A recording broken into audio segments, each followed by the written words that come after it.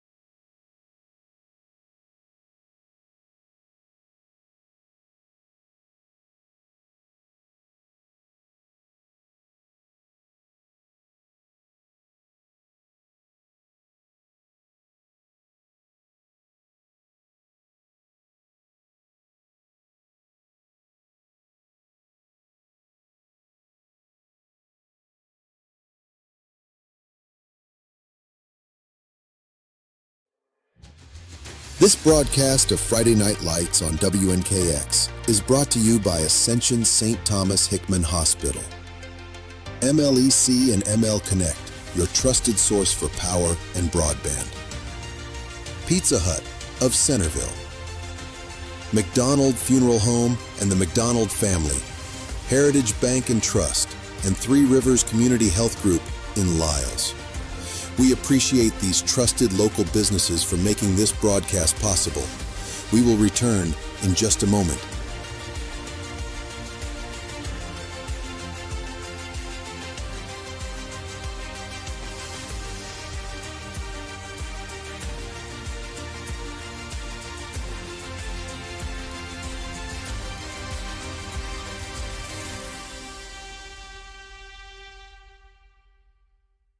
And welcome to WNKX live on YouTube, Facebook, or the Access Tennessee app, available on Roku devices. We are on the road at Wayne County High School as your Hickman County Bulldogs are set to do battle against the Wayne County Wildcats. And I'm Josh Copley, as always, joined by Ron Puckett. And Ron, it should be an exciting night of basketball tonight. These are four really good teams that we're going to be able to sit here and watch tonight. It should be some exciting basketball.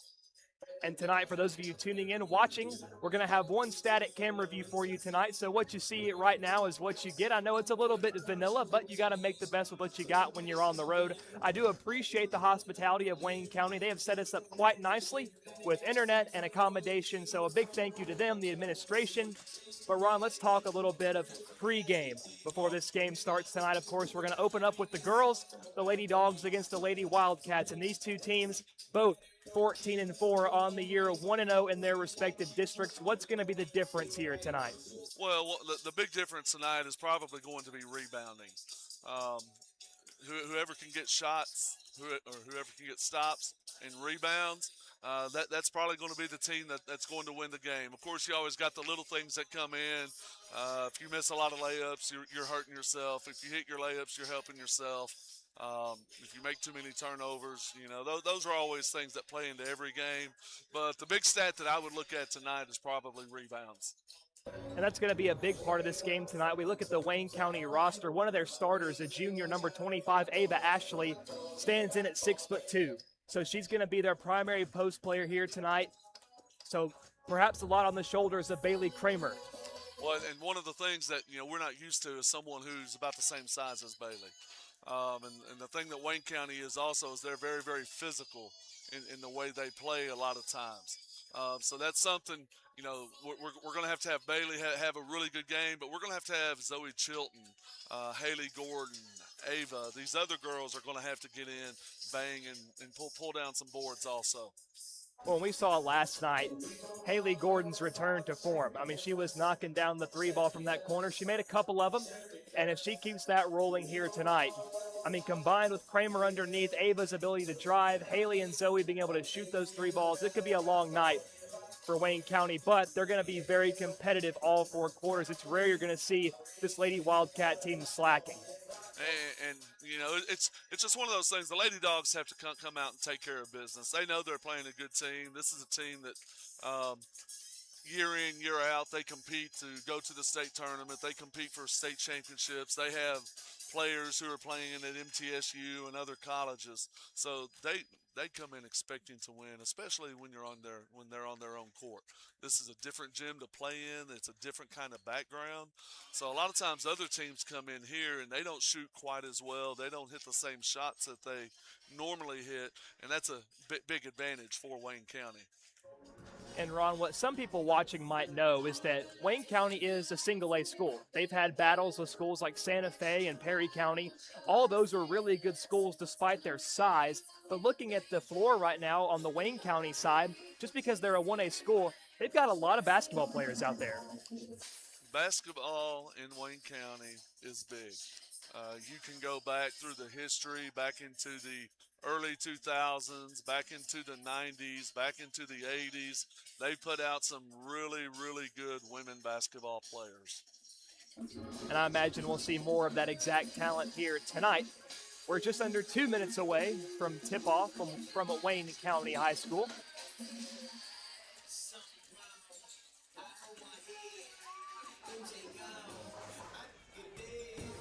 Now, Ron, I got to admit, this is my first time in the Wayne County gym, and the entrance kind of threw me off a little bit. It's almost like a baseball dugout, walking up the stairs, and the gym is right there with you.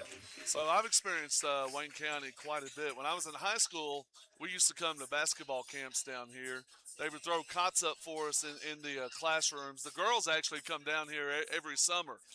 Right now, they bring sleeping bags and air mattresses and spend the week sleeping in classrooms, and it's a very fun experience. Wayne County's done their summer camps for I don't know how long. Campus of Wayne County High School. So now everyone's gathered on the floor. We're about to have the playing of our national anthem, as well as the introduction of our starting lineups for this evening, which means it's almost time for Hickman County Hoops on WNKX.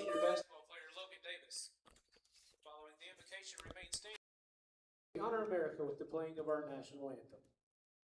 Holy Father, I just thank you for this day, God. I thank you for another day of life. I thank you for allowing us to gather here tonight to enjoy this wonderful sport of basketball, God. I ask that you just watch for all these athletes tonight, God, and just help us play the best of our abilities in a way that honors you, glorifies you, God. I thank you for these referees and their willingness to do this, God. I ask that you just help them make the calls to the best of their abilities and help us protect us. I ask that you just give us safe travels home, God, and above all, I thank you for your Son and die on that cross for our sins. In your name I pray.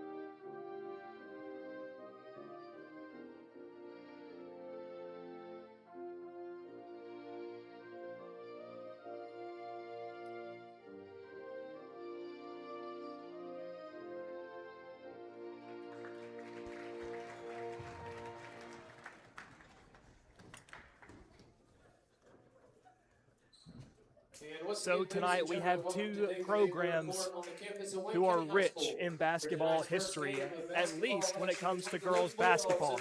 We look up, we see a lot of banners symbolizing and representing the success of Wayne County. So tonight, the Wayne County Lady Wildcats looking to keep a good thing going, but the Hickman County Lady Bulldogs on a quest to return to former glory, as they've been having a pretty darn good season this year. It's been a good year. It's exciting to watch them grow and develop, during every game. At the beginning of the year, they won some games, but it was close games that they had to battle.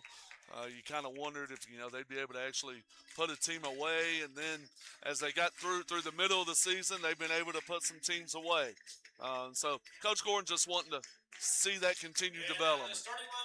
The starting lineups are being introduced for both teams. For the Lady Dogs, it's more of the same as far as their starting five goes. But for Wayne County, their starting lineup is number 25, junior Ava Ashley, number 30, junior Luke Rader, number 32, senior Mary Grace Littleton, number 33, senior Adeline Odell, and number 42, senior Presley Daniel. So a Wayne County starting five that brings a lot of size, a lot of athleticism to the floor.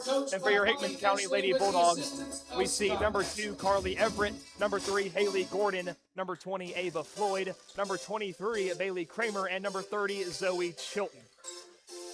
If you look at Wayne County, they also have a lot of experience. All of their starters are juniors, seniors, and that's one of those things that, again, the Lady Dogs have good experience on the floor, but we also play a lot of younger girls also. And so we're going to need those younger girls to step up. And we're underway. The tip falls into the hands of Wayne on the break.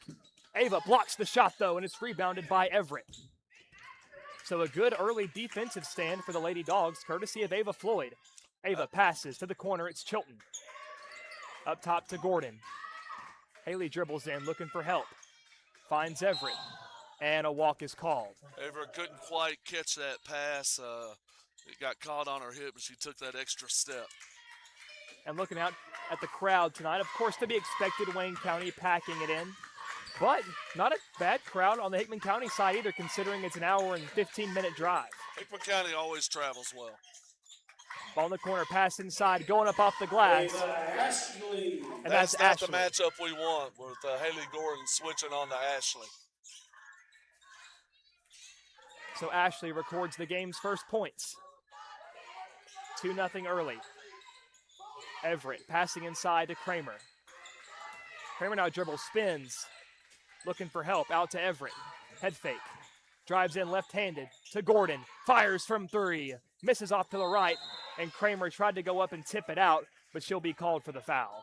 It was good offense right there. Haley drove in, set Carly up. It was good. Or Carly drove in, set Haley up. That's not a bad shot. And Gordon applying pressure before they even cross half court. Now up top, Prater gives to Daniel. The ball rolls out of bounds. And that'll be Bulldog possession. Tough angle on the pass. Bailey got up the line a little bit, made that passing angle a whole lot harder. Hickman County, of course, looking to string together those defensive stops, keep it a tight game through all 4 quarters. Kramer goes to Gordon. Haley goes to the corner. It's Chilton. Kramer, high post, bounce pass to Floyd, drives, tries to go off the glass, but it misses off to the right. I think Ashley got a piece of that. Driving the other way, and that's Mary Grace Littleton with a 2. We're going to have to get back quicker than that. That wasn't good transition defense. Fires from deep, just off again. It's a loose ball. Ava's got it. A little fadeaway, overshot the bucket, and it's picked up by the Wildcats. So shots not falling for the Lady Dogs here early as 2 minutes have elapsed. Looking for somebody. Now decides to dribble inside. Runs into Chilton. Bounce pass taken away by Everett. Down the left side of the floor, she was looking for Littleton. Everett goes to Gordon, to Floyd. Pulls from 3. Miss it short. And there's Gordon on the rebound. Her putback doesn't roll. So some tough luck on these shots early for the Lady Dogs. And that's one of the things you have to get used to. This background's not the same as what you're used to.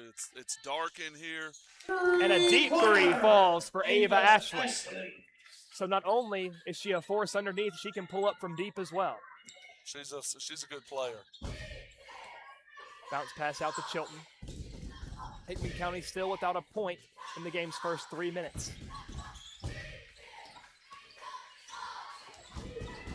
Everett drives, kicks. Haley Gordon, wide open shot. This one short again. And Kramer applying pressure underneath the basket. Now they've crossed midcourt.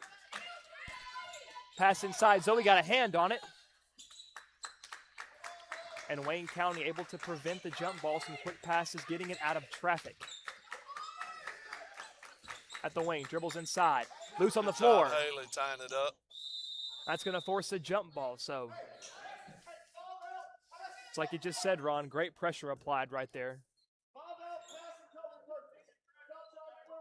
4:28 left in the first quarter. 7-0. Wayne County leads over Hickman. You know, the difference really is the shots. We've gotten shots. There's a lot of games we hit these shots. Tonight, we just haven't. Gordon drives left-handed, high post. Wants to hand off to Chilton, but gets batted. Nice pass from Kramer to Zoe. Oh. Missed the layup, though. It was a wide-open look.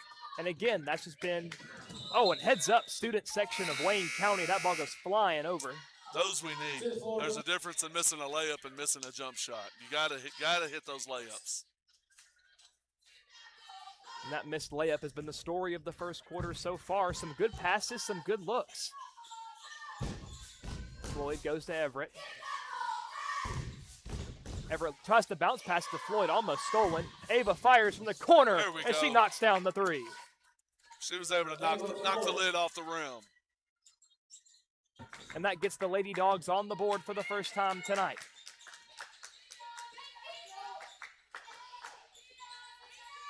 Some quick passes, ball at the wing. Pass in the paint, on the money. Easy layup for Presley Daniel. And a timeout is called by Coach Gordon. Wayne County leads 9-3 with 3:28 left in the first quarter. And, I didn't want to bring this up, Ron, but how much of this going into this game is going to be a mental test for Hickman County, knowing they're playing a good team? I mean, we've played good teams before. What it comes down to right now is it comes down to execution. We're a good team also. Defensively right now, we're not really executing very well.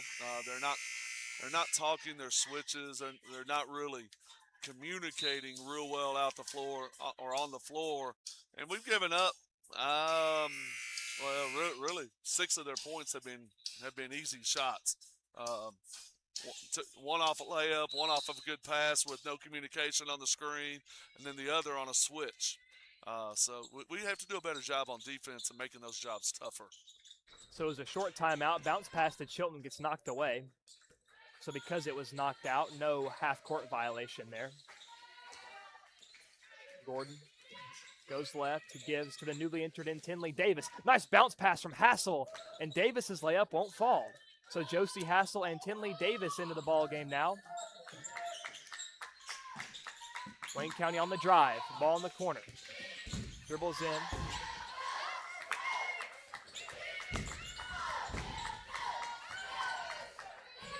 Top of the key, bounce pass. Trying that little lob curl right there again. And Ashley underneath. And another layup off the glass. 11-3 now. You can't trail that cut. You got to get up the line in between the ball and Ava with a three. That's a good answer. So Ava feeling it a little bit now. A couple of threes made for Ava. The only 2 Hickman County buckets. Ashley thought about pulling up. An errant pass. Haley Gordon on the break. Nice stop. Lays it up there we go. off the glass. And how about that? A layup falls finally. Got a layup to go. We're 1 for 3 on layups now. Now all of a sudden, after a hot start from the Lady Wildcats, Hickman County only trails by 3 with 2 minutes left in the first quarter. Zoe playing Ashley tight at the hip. She wants to drive, take it herself, and that's a tough bucket for Ava Ashley. We're going to have to find some way to stop her turnover on the rebound. Can't do that. Fortunately, they missed a layup.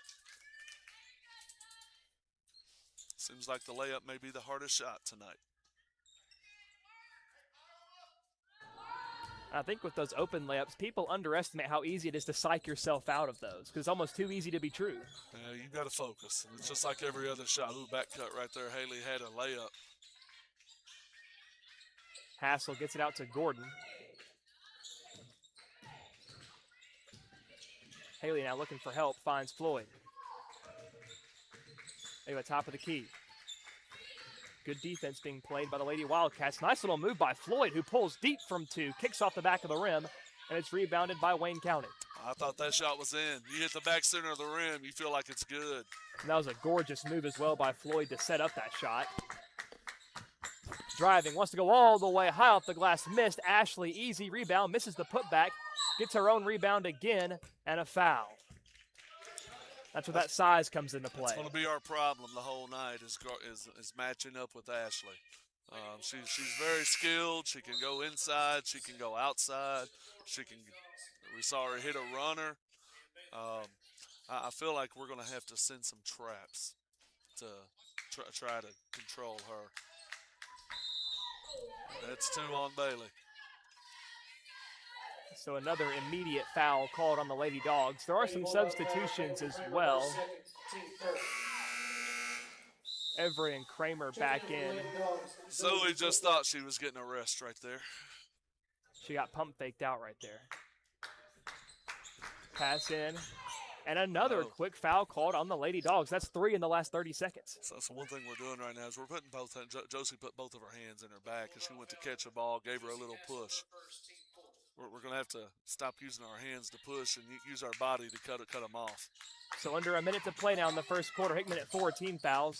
Ball inside to Ashley, guarded by Everett. Goes up and over Carly for a bucket. 15-8.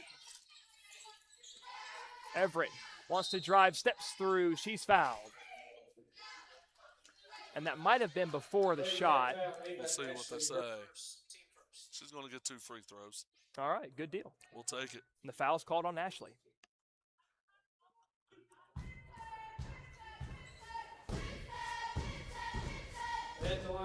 And Everett knocks down the first free throw. 2 shots. Another big part of the ball game tonight, how Whitman County be able to capitalize off those fouls. I mean, free throws are so very important, and they're going to be double important here tonight. Every point matters when you're in a tight, competitive ball game against a really good team. 30 seconds to play, 15-10, Wildcats ahead. And Prater just dribbling, stationary. Gets the ball back near the logo. Lady Dogs have switched to a 2-3 zone. Pass inside, kicks it out. Ashley fires from deep, missed it, tipped. And Tinley tried to run it down, but a nice hustle play by Wayne County to get the ball back. 7 seconds. Now, got too many girls up top.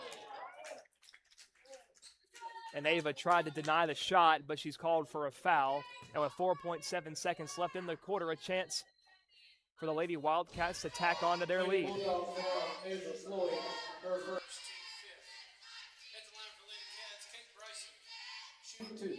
And Kate Bryson misses the first of 2 free throws.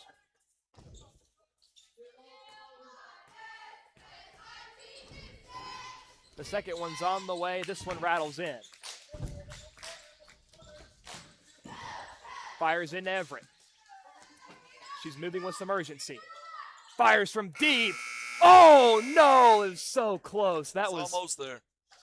It was almost there. A beautiful attempt. It looked good from here. But at the end of the first quarter, your score, Wayne County 16, Hickman County 10. Second quarter on the way when we come back.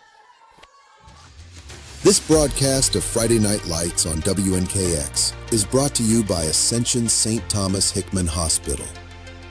MLEC and ML Connect, your trusted source for power and broadband. Pizza Hut of Centerville. McDonald Funeral Home and the McDonald family. Heritage Bank and Trust and Three Rivers Community Health Group in Lyles. We appreciate these trusted local businesses for making this broadcast possible. We will return in just a moment. And and welcome back to WNKX. There's a first quarter controlled for the most part by Wayne County, but I think Hickman County has a very good chance of staying right in this ball game so long as they cut down on the missed opportunities. Cut down on the missed opportunities and find some way to control Ashley. Right now, my stats aren't correct, but I feel like she's got either 9 or 11 points right now. It's a pretty safe assumption. She has been a playmaker for this Lady Wildcat team, and she's got the ball at the wing. Pass down to the corner. Goes back. Quick passes. Prater up top. Another quick swing. A lot of ball movement here from the Wildcats. Set up an open look on the way. Missed it. It's a fight for the ball, and Everett's got it. Down the right side of the floor. Cuts back to the middle. Everett fires a bullet to the corner. Now Gordon dribbles right and goes to Floyd. Over to Hassel. Hassel goes to Chilton. Now to Everett. Pump fake. Step back. Deep ball on the way. It's good. Carly's shot looks good right now. It's straight. Looks pretty solid. Well, Carly's shot on that at the end of the first quarter looked good. Just rattled out. Yes, it did. So 16-13. Lady Dogs trail by 3 with 7 minutes to go in the second quarter. And Ashley wide open in the paint. Little set play where they start her on the short corner, screen in on the middle post, and ends up in an easy layup. And an errant shot there results in a Wayne County possession. And Ron, going back to that last Ashley bucket, it begs the question, how does that happen? How does their most dominant player stand there unguarded? Well, it's a set play. The way they did it, if you'll watch, you'll see 42. They're setting screens for her, and then she's coming off of it. On Ashley, another bucket. When you run sets for your best player, it's really hard to guard. Hands off to Gordon.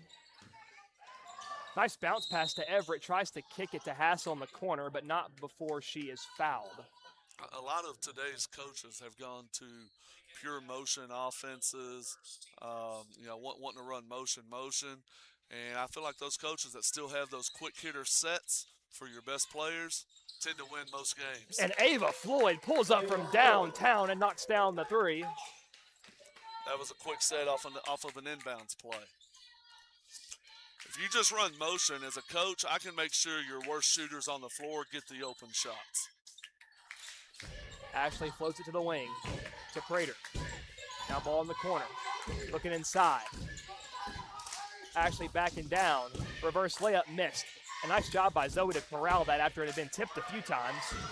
Floyd drives, kicks to the corner. Haley Gordon, open look, overshot it. It's a race for the ball, a mad dash. Out of bounds.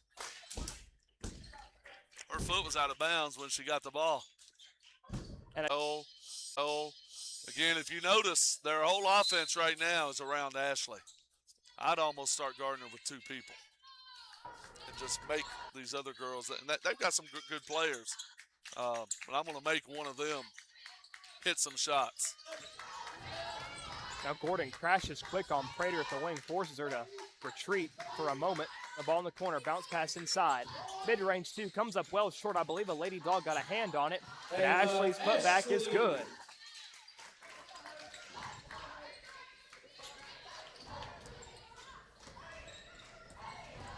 Gordon dribbles and drives, gives to Kramer. Long 2 on the way. High bounce off the rim, and it falls out. And the Lady Wildcats back the other way. Corner 3, it's up, rattles out, rebound, put back, no good. Kramer's got the board. That's got to be a foul. And she's being swarmed by 3 Lady Wildcats, and a foul.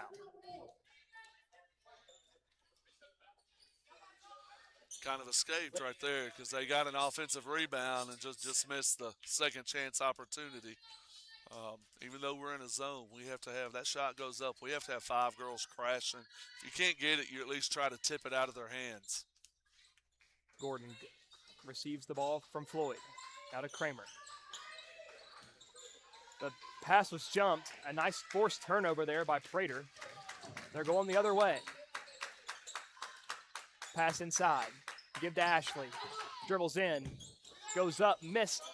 tipped out of bounds. Oh, no. And Oh, no. one referee says Bulldog ball, the other referee says Wildcat ball.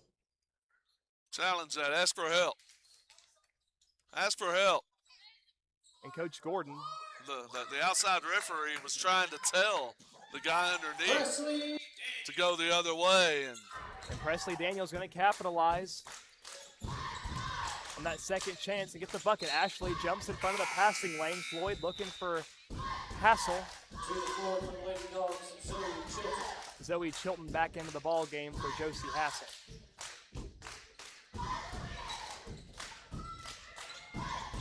Chilton looking to get it in, fires, and it's taken away by Prater. Got to make stronger passes here. Ashley goes to the corner. Bryson. Bounce pass off the leg of Ava Floyd. It'll stay with Wayne County.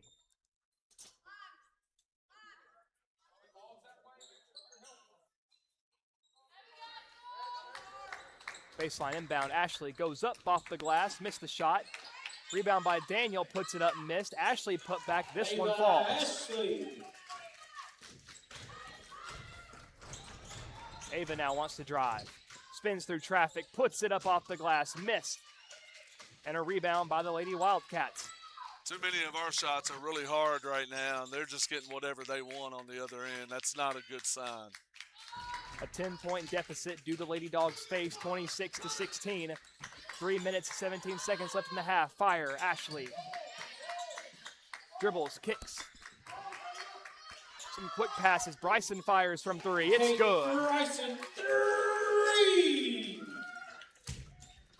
So right there, awesome. Ashley didn't take the shot, but of course still a three ball for Wayne County. Everett pulls from deep and then misses a little too strong. We're panicking right now. We're playing basketball. We're almost like it's the fourth quarter.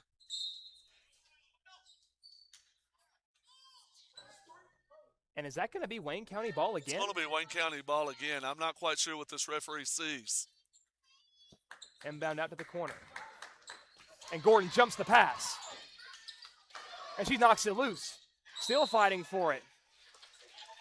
And Wayne County ball again. The guy down here has missed 3 in a row. Now, of course, Hickman County does simply need to just play better, but those certainly do not help. Right now, you're looking for anything to change the momentum.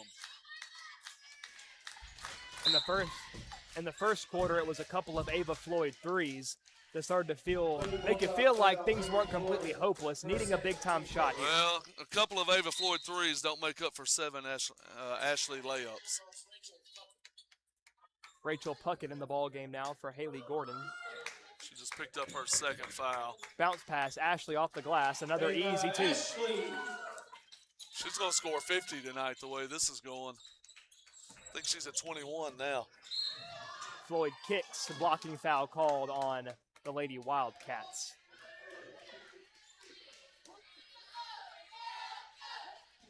I believe they'll get number 30, Lou Prater. And a couple of subs now for the Lady Wildcats. Floyd to throw it in from the baseline. Floats it to Chilton, nice pass. Drives in, her shot's blocked by Ashley. But a foul called on Wayne County. That'll be a couple of shots for Zoe Chilton. I think we may have gotten a makeup call on that one. Because that was the guy who was trying to tell this guy, hey, it goes the other way, it goes the other way. Well, you won't hear any complaints about it from me. And Chilton's first free throw kicks off, missed. Now, Zoe was very proficient at the free throw line last night against Waverly. Gonna need some of that here. But an unfortunate start. She goes 0 for 2 at the stripe. 2 minutes left to play in the first half. 31-16. Wayne County leads over the Lady Dogs. Handoff to Daniel. Gives the corner. Back up top to Ashley. She fires deep over Kramer. Missed. Loose ball, and Rachel Puckett's got it. Hands to Everett. Fires to Chilton. Zoe looking for somebody to pass it to. Well, she's got her dribble. Fires out to Everett. Everett crossover, drives, kicks to Chilton, pump fake. Dribbles, baseline, puts it up, missed, but she's fouled. And that's what we're going to need more of is, pump faking, attacking. They're really pushing out hard on us on the three-point line. Ashley closed out really hard on Zoe on the pump fake. So, we've got to be able to take the ball to the rim, hit some layups. If we can get fouled and score points with the clock not moving, that's even better. And Zoe, after going 0 for 2 her first time, knocks down the first of this set. A second one rattles out. Everett, rebound, put back, it's good. So if you're going to miss a free throw, best case scenario. That's the best case scenario right there. So a three-point play there for the Lady Dogs. Floats it inside, high off the glass, wow. Missed. A lucky break for the Lady Dogs. We're playing really tired. Our defense is slow.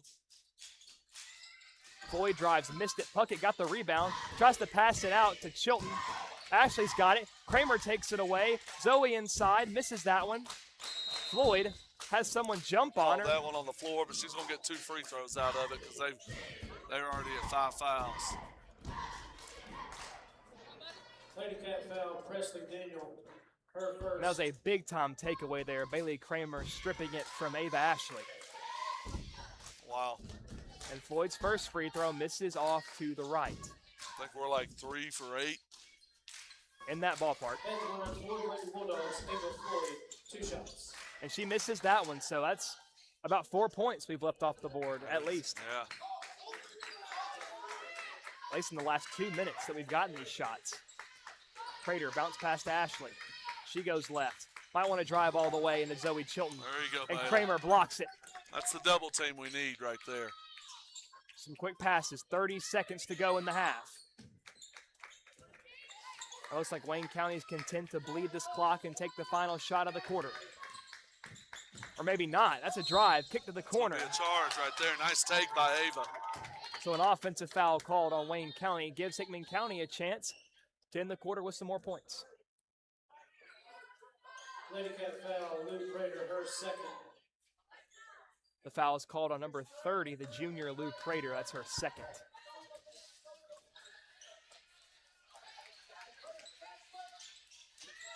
Floyd dribbles left. Wants to drive all the way. She's got the 2-point bucket. Ava Floyd. Now we need to not give up the quick layup here. They're going to push the ball down the floor. Quick catch release 3, misses it off. Everett's got it. And Everett just lets it fly. I tell you what, that shot was a little off to the left, but Everett's got an arm on her. Yeah, Carly's strong. Carly's strong. So after a less than ideal start, it only being a 10-point deficit certainly feels manageable for the Hickman County Lady Bulldogs. Well, and if you look at it, again, we talked about layups and we talked about free throws, and we've missed a lot of layups and we've missed a lot of free throws that whenever you go on the road, a lot of times, especially against a good team, you feel like you have to play a perfect game. And so you need those layups, you need those free throws, and that's why we're down 10 right now.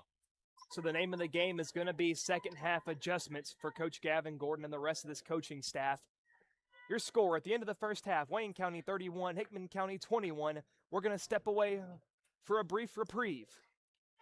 Second half resumes in just under 10 minutes time. Don't go anywhere.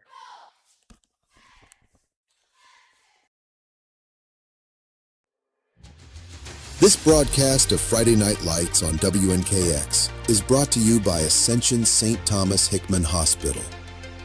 MLEC and ML Connect, your trusted source for power and broadband. Pizza Hut of Centerville. McDonald Funeral Home and the McDonald Family.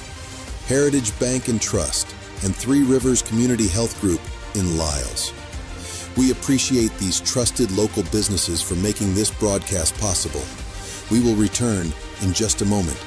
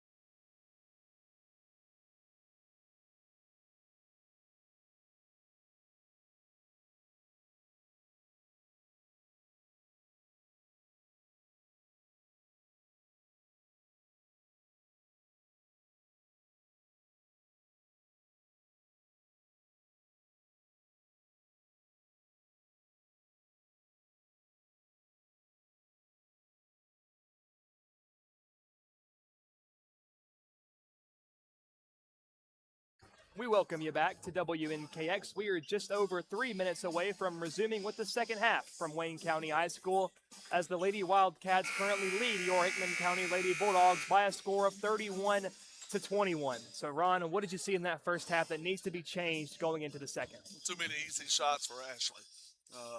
She's got 21 of their 31 points right now. The score right now is Ashley 21, Hickman County 21. And unfortunately, a lot of those shots were very easy shots where we got screened off, where we didn't communicate on defense. She's only got maybe a couple shots that I really feel like she's had to work hard for. And we saw a couple there in the latter end of the first half. When Bailey Kramer's playing clean defense, she denied Ashley a couple of times. If she can find that consistency, I think she could be, the focal point in stopping her. Well, the shots that we've challenged her on, she has missed. Like I said, she's hit maybe 2 tough shots, but she also, the shots we actually played defense on, she missed some of those. We got rebounds. We just need to play defense on all of them. There's no excuse to let the best player have easy shots.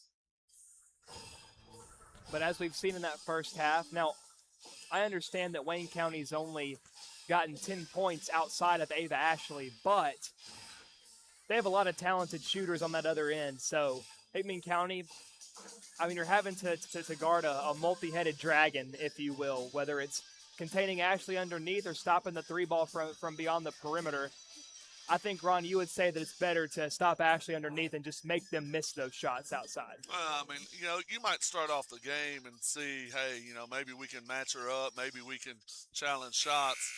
But I think Coach Gordon has realized, okay, we can't match her up right now. And so he's starting to send more double teams. He's on the sidelines. I've seen him, he's preaching, look, we got to make these shots tough. But also not just on the defensive side, but Hickman County offensively needs to get shots to fall. I couldn't count in my head how many missed shots, missed layups we've had in that first half, and some missed threes as well, but you can forgive those, but the ones that you can't really miss are the ones that are given to you underneath. If you're going to win a game like this, you have to hit the layups and you have to hit the free throws. And so far this game, it's been a bad combination because we have missed layups, we have missed free throws, and we've given up easy shots on the other end. And truthfully, to just be down 10, it's, I think they have to say, hey, we're still in the game, and we played really, really bad. Well, there's a lot of ball left, and it's the Lady Dogs to start us out in the third quarter. It's Floyd. Dribbles in, step back, long 2. It's good. Nothing but net for Floyd.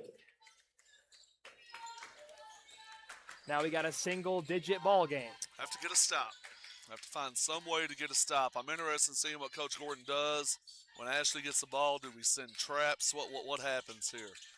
Ball outside. Ashley has it in the corner. Gives the Prater. Around. A little shot in the corner here now. Fires from 3 high, arcing shot, and that one's good. Oh, 3!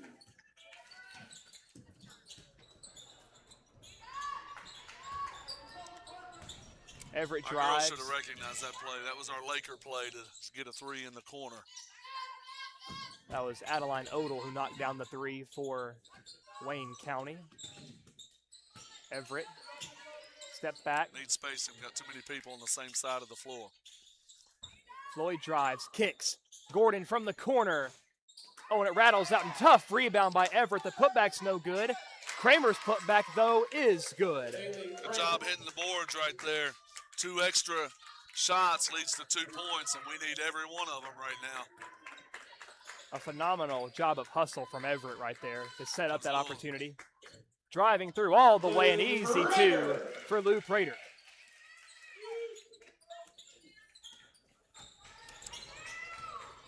So these teams going answer for answer right now. Kramer at the wing, looking for somebody, fires to Floyd. Drives through traffic, and she's fouled. So that'll be 2 shots for Ava Floyd. Now, remember, Hickman County did something similar in the first half, and you said that's what they need to do more of, apply pressure on the Wayne County interior. Got to do a little something to change things up, make it look different, something that they haven't seen and that they have to react to and make a play. Ava's got the first free throw, and she goes 2 for 2. 36-27 now. Lady Dogs still behind. Prater up the floor, goes left. Ava guarding at the wing, fires to Ashley. From deep, Again, it's good. That's really just inexcusable right there. Wide open three, it wasn't even challenged. There's Kramer at the wing, goes to Gordon. Back cut, Floyd takes it. Oh, and just misses the and one, but that'll still be 2 shots for the Lady Dogs. Hickman County already forcing a couple of fouls early on in this third quarter, still with 5:48 left to go.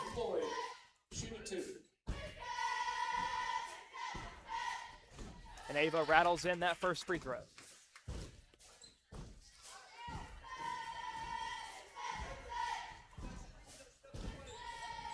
That one kicks out. Easy rebound for Wayne County.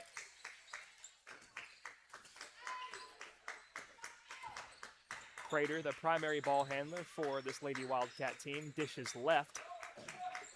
Ball back up top, it's Daniel. Pump fakes, the pass goes. Ashley from the wing, pump fakes, dribbles in, bounce pass, left elbow for 2, missed. Nice block there by Kramer, but a foul is called. It's going to be her 3rd foul.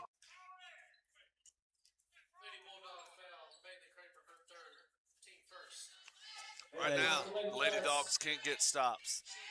They've scored every trip down the floor if she hits one of these free throws.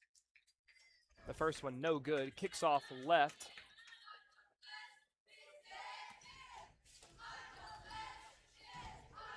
The second one's up, and this one flashes.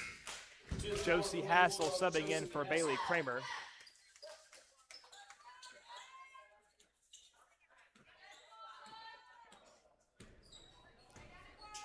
Floyd now wants to drive. Nice step through. The layup misses. Taken the other way by the Cats.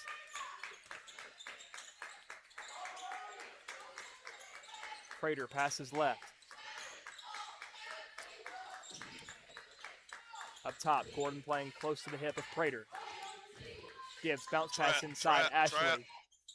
The shot is up and in. We've got to trap down quicker than that.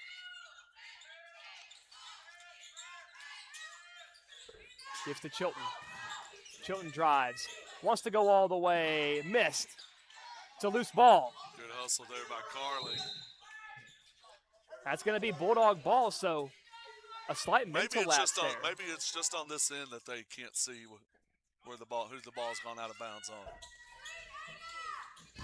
Bounce pass to Hassel off the glass. That should have been a foul right there too. Josie Hassel. So Josie Hassel, her first points tonight. Pass right. Oh, and Gordon jumped the gun. Jump stop, fires back. Quick passes, now ball in the corner. Give, driving to the corner. Inside, Everett there to meet her, lays it up and in. Daniel. Too easy right there, too easy. Gordon goes to Everett. Everett looking for a bounce pass to Hassel. Not strong enough of a pass, and it's an easy takeaway. Just a little bit late. She was open on the initial cut, but once you wait that half second, the defense recovers. And a wide open three pulled, missed. Rebounded by Chilton. Gives to Floyd. Ava pulls, tough contested two, and it rattles in. Ava Floyd. Ava's come out looking to score this half. So scoring has not been Hickman County's problem this quarter. It's been defense. Getting a stop has been the problem. Ball in the right corner. Pass underneath. Backing down Zoe. That's an offensive foul called on Ava Ashley. She kind of hooked her right there and just ran over her. So. Of course, Zoe had her feet planted. Great defensive play there. Make that foul. Ava Ashley, her third, team third. And that is Ashley's third foul. Lady Cats, Cambry Carroll, and Kate Bresson. And Ashley has yet to sub out this entire game, I might add. Yeah, And she's looking a little bit tired right now. We could be watching a war of attrition right now. I feel like she's probably done it before, so she'll probably fight through it. And Floyd pulls and knocks down the 3 ball. If we can get a couple more stops right here, keep shooting the way we're shooting, we can creep back into it. And it's back to single digits with 2:44 left in the third. Bounce pass. Ball deep. Bryson 3 missed. Nice Good. rebound by Everett. Good There positioning. we go. We needed that. Let's find Ava on the run right here. Find Ava right there. Nice move by Everett. Stops, pulls, has her shot blocked, and it's out of bounds. Stays with the Lady Dogs.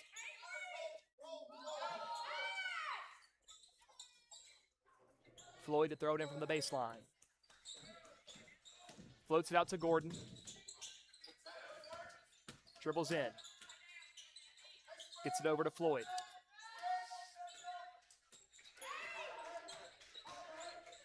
Ava wants to go left, now pulls up. Goes right. Drives through traffic. That's going to be a block Off the right glass there. and one for Ava Floyd, and that'll send her to the stripe. Daniels tried to slide over and get the charge right there, but Ava jumped to the side. And she kept moving, so she just kind of slid under her.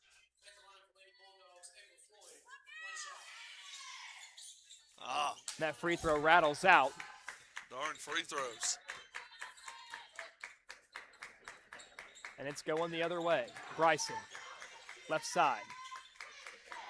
Hands it off to Ashley. Drives baseline. Has an open lane. The shot goes up and it's in. Ashley, basket's good.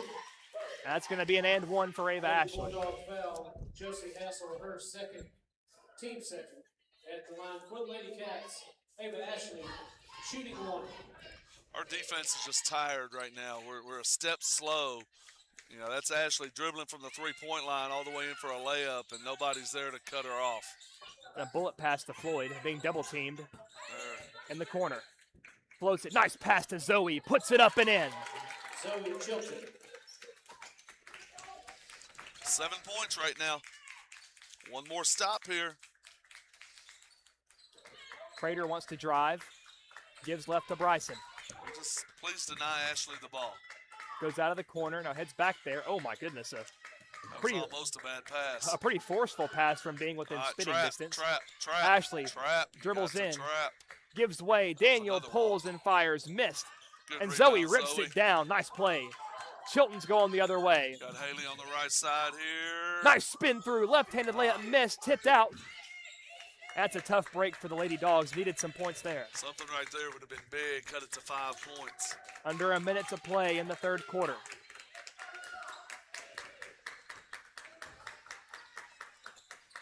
Floats it out to Bryson.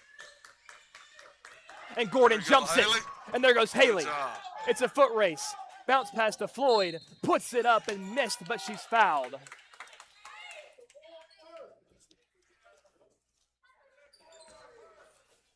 Lady Cat foul. Lou Prater, her fourth, team fifth. And that's the fourth foul on Lou Prater. So their best ball handler is 1 foul away from fouling out. Their best player, 2 fouls away. And that first free throw, Could play a role. To the floor for Lady Cats, Adeline Odell. first free throw is good Bulldogs, Tinley by Davis. Floyd. Tinley Davis in for the Lady Dogs. Carly Everett subbing out. And Floyd knocks down both of those free throws. We got a 5-point ball game with 40 seconds left in the third. Daniel hands back off to Ashley, drives inside. Floyd there to disrupt her. Bryson fires across the way to Carroll. Carroll bounce pass to Bryson. Good block And- there. Grab the ball. Grab the ball. We got time to score, ladies. 20 seconds. Gordon's got it. Goes to Floyd. Might see him slow it down a little bit here. The corner, it's Davis. And Ashley tips it. And it's going the other direction. Carroll might want to drive. That should have been a flop. Pass right goes there. out. Give. Bryson. Daniel's got to go. That's going to be an and one to end the quarter for Wayne County. Basket's good. Wrestling, Daniel. Lady Bulldog foul. Ava Floyd, her second, team third. That turnover on the previous offensive possession. It was hurt. big. Had a chance to score. Now they've got a, what were we down 5 right there? With the chance to cut it to 3. Now you're down 7, and it may be 8. And that free throw is good. And that is how this third quarter will end. So, at the end of the third, it's still a single-digit game, 49-41, 8 minutes to go to decide a winner. You won't want to miss it when we come back. This broadcast of Friday Night Lights on WNKX is brought to you by Ascension St. Thomas Hickman Hospital. MLEC and ML Connect, your trusted source for power and broadband. Pizza Hut of Centerville. McDonald Funeral Home and the McDonald family. Heritage Bank and Trust and Three Rivers Community Health Group in Lyles. We appreciate these trusted local businesses for making this broadcast possible. We will return in just a moment.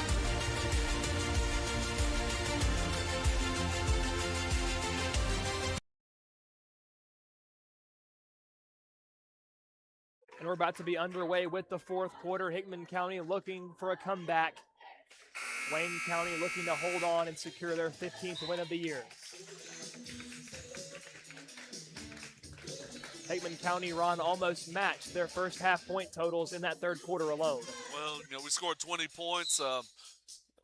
Most times when you think you score 20, you're going to get back into it a little bit better, but unfortunately they scored 18. So we've got to do a little better job on defense and keep the scoring up. Ashley drives left, hands it off. They'll Dribbling keep the ball inside. out of Ashley's hands. I feel like that'll give us a chance. Fires a bullet and a timeout called by Coach Molly Ashley of Wayne County. So right out of the quarter break, we're going to get a timeout break. Yeah. They shouldn't be tired now, right? Plenty of time for these ladies to rest up. Only 12 seconds passed in the fourth quarter before that timeout, leaving us with 7:48 left. Lady Dogs only trail by 8 points. Mix in a couple of threes, making a 3-possession deficit. Got to get a stop right here.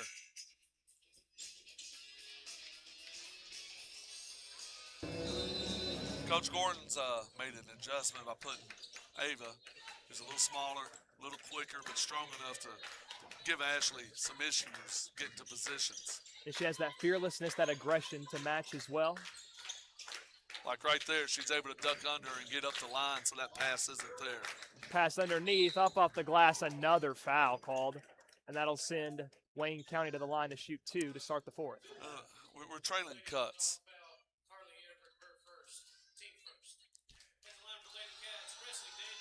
Number 42, Presley Daniel, will shoot 2, the senior, and she makes the first. Wayne County the first to the half-century mark here tonight. She misses the second, rebounded by Chilton. Floyd, quick pull from 3, missed. Rebounded by Wayne County. Everett applying pressure though. Now Wayne gets it out, taking it the other way. And Gordon tried to jump it there, but pulls up just in time to still be able to play solid defense. Inside to Ashley, being trapped. Gets it back out beyond the arc. Goes left. Again to the corner. Baseline drive. Up and in. Littleton for 2. Again, back to a double-digit deficit.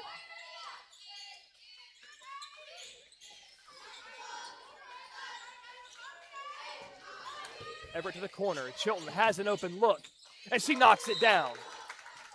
And a timeout called on the floor. And they needed that one. Needed that. Coach Gordon's going to use this little timeout to kind of tweak the defense up just a little bit on the other end. Wayne County is their counter to us trapping is to swing the ball quickly and then drive the ball straight to the rim. And as we're moving and trying to recover, we're over closing out, running too fast, and they're able to, that last play there, they were able to get that layup because of it. Coaching, such a pivotal part of this game of basketball. What has Coach Gordon got? Perhaps an ace up his sleeve with 6:42 left in the fourth. It'll be Wayne County possession, Hickman County pressing. That's Daniel. Picks up her dribble, hands to Ashley. Directing traffic, goes left. Floyd again stunting her momentum. Now dribbles right. Gives out the corner. Bounce pass inside. Goes baseline, spins through, puts it up left-handed, and that's an impressive move. That was a nice move by Daniels. That's a nice counter to Ashley.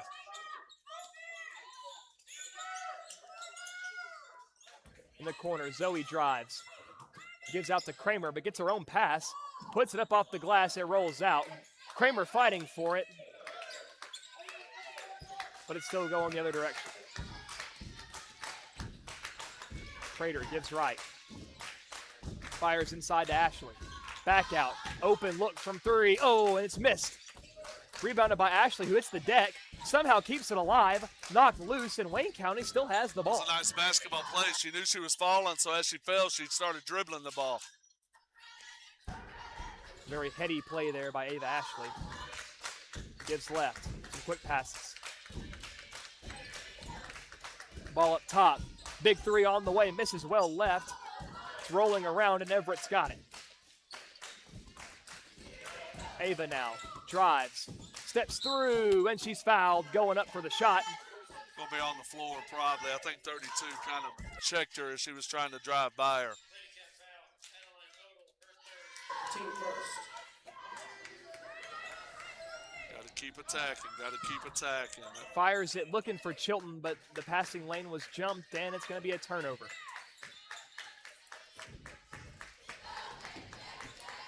Prater, nice pass, spin move. Give to Daniel. Dribble or something.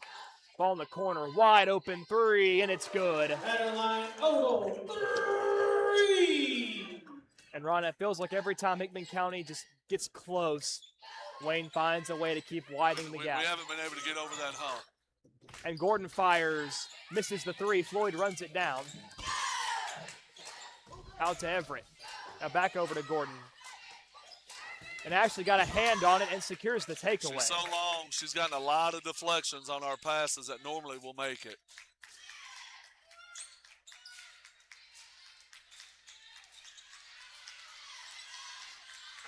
Gordon guarding Prater closely, has to give way. Prater goes left, and a blocking foul going to be called on Ava Floyd. Lady Bulldog foul, Ava Floyd, her third, team second. Josie Hassel now coming in for Bailey Kramer. Josie Hassel.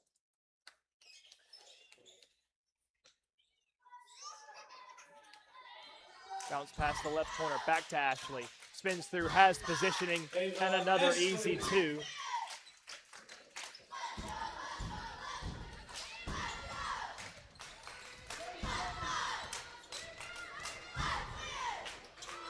.15 ball game.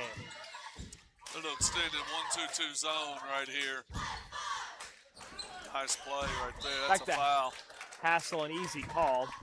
That'll be 2 shots for Josie. And with That's three, 4 on 32. Lady foul, Mary Grace Littleton, her third, team second. and with 3:48 left in the fourth quarter, now every shot really does matter. That was our third foul last time. And Hassel's first free throw rattles in.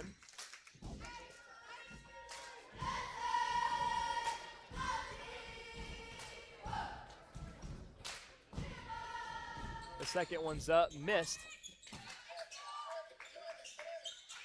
Hickman County pressuring now. Prater trying to drive, gets trapped, but fires the pass to an open Daniel.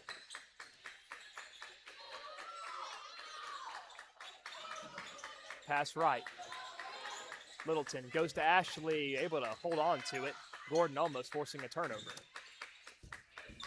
Ball up top, goes right. Ashley wants to drive, and no Lady Dogs were set to guard her. That's going to be an easy call for the official and 2 shots. Probably going to get Haley on that one. Oh, this thing on the floor. Yeah, it was on the floor. She was pretty much riding her from 15 feet in. So Bounce pass out. Going back to Ashley. Goes up and over. Missed the shot. And Everett's got it. 3:12 left. Some quick points needed. Nice pass to Hassel. Missed the layup and some friendly fire. Hassel and Chilton both going for the ball. Results in neither of them getting it.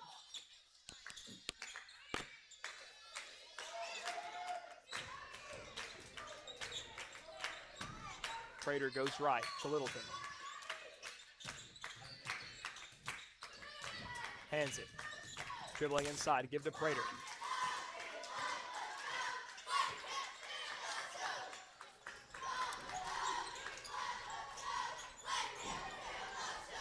And again, Wayne County trying to melt out some time.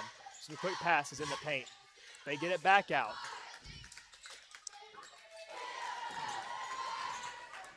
Tick, tick, tick goes the clock.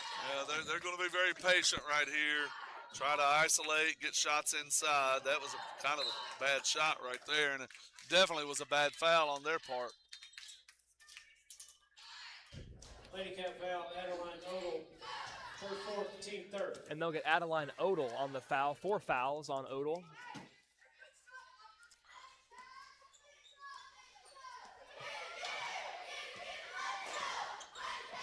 Goes right to Everett. Kicks to Hassel in the corner. Fires over to Gordon. Back to Hassel. Now to Floyd.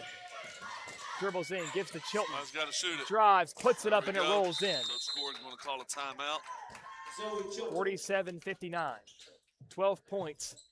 A minute and 57 to score them. Lady Bulldogs call a full timeout. This will be a full timeout called by Coach Gordon. And what are we talking about here, Ron, in this timeout? We're talking about we got to put pressure. We got to, steal the ball. If we don't steal the ball, we got to foul. We've got 3 fouls, so we're still 2 away from making them shoot free throws. But at this point in the game, you're just trying to extend the game, make it as long as possible, trying to put pressure, trying to, steals and quick scores are what get you back into a game here. And if you can't get that quick steal, then the clock's your enemy, and you got to get a quick foul. That brief stint early on in this fourth quarter is really what's come back to haunt Hickman County when they were right there within 5 points at one point in the second half. Yeah, we've had opportunities, just haven't been able to make the play to get over the hump.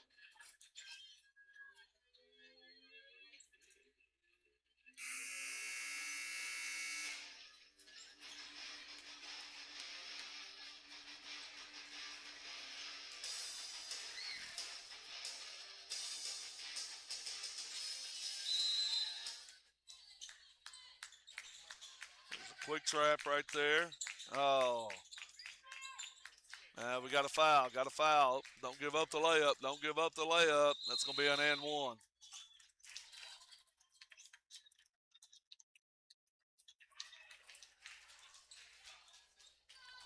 Basket's good. Mary Grace Littleton. Lady Bulldog foul. Zoe Chilton, her first, team fourth. Really, we missed our chance on the sideline. When they broke that initial trap, that's when you got a foul. Then that way you get to set up a trap again. And the free throw is good. That extended 2-3, trying to cut off all 3-point shots right here. And the 3-point shot's probably going to be Hickman County's only avenue back in this game. Wayne County's going to extend that 3 to take it away. Floyd, corner 3. And Good! And 1. Wow, what a shot. That will help a little bit. Basket's good. Ava Floyd. Lady Cat But of foul. course, you got to have the free throw here. Ava Ashley, her fourth, team fourth. That's Ashley's 4th foul. Again, you make or miss here. You're looking for a quick steal, quick foul. Like right now, we need to be trapping. We need to be fouling. We don't have time to do this.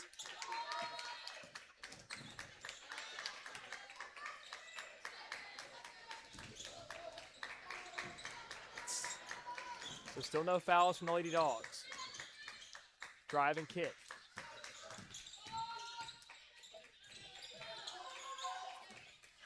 we don't get a jump or a trap or something, they're going to do this for another minute, 3 seconds. A weak pass. That felt like the opportunity. Pass inside. Almost had it. Almost had it. That's going to stay with Wayne. Josie got a hand on that pass.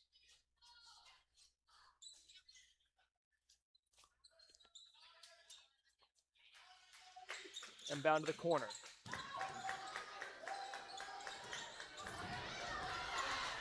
And again, Haley almost jumping the gun. Ball in the corner, 43 seconds left. Dogs trail by 12. Good job, Josie, getting out and denying that. That's going to be a drive in the bucket and an easy 2. That's probably going to be the dagger in this one. And we make the turnover on the inbound. So it is. They say all over but the crying, I think, is how the saying goes. And now a foul comes in at 16.8 seconds. 64-50. Cats over the Lady Dogs. First, second, team fifth. At the line for the Lady Cats. At the line, Odo. Shooting 2. Missing the first free throw. So, Ron, would you have liked to have seen Hickman County start that fouling a little bit earlier? To me, anytime you're down 10 or 12 points, at about 2.5 minutes, you really want to make the game as long and as ugly as you can. And Floyd pulls, and that one misses, rebounded by the Lady Wildcats. If it's a 6-point game, 8-point game, something like that, it might be a little bit different. You can try to get stops, make them take a bad shot. And under 10 seconds, a layup at the buzzer. Not really necessary, but it'll widen the gap a little bit more. Your final score, Wayne County 67, Hickman County 50. So we're going to step away for a little break, and when we come back, we're going to break down the stats of this girls' game as well as give you a pregame for the boys. Still a whole game left to go here tonight. More action on the way on WNKX when we come back. This broadcast of Friday Night Lights on WNKX is brought to you by Ascension St. Thomas Hickman Hospital. MLEC and ML Connect, your trusted source for power and broadband. Pizza Hut of Centerville. McDonald Funeral Home and the McDonald family. Heritage Bank and Trust and Three Rivers Community Health Group in Lyles. We appreciate these trusted local businesses for making this broadcast possible. We will return in just a moment.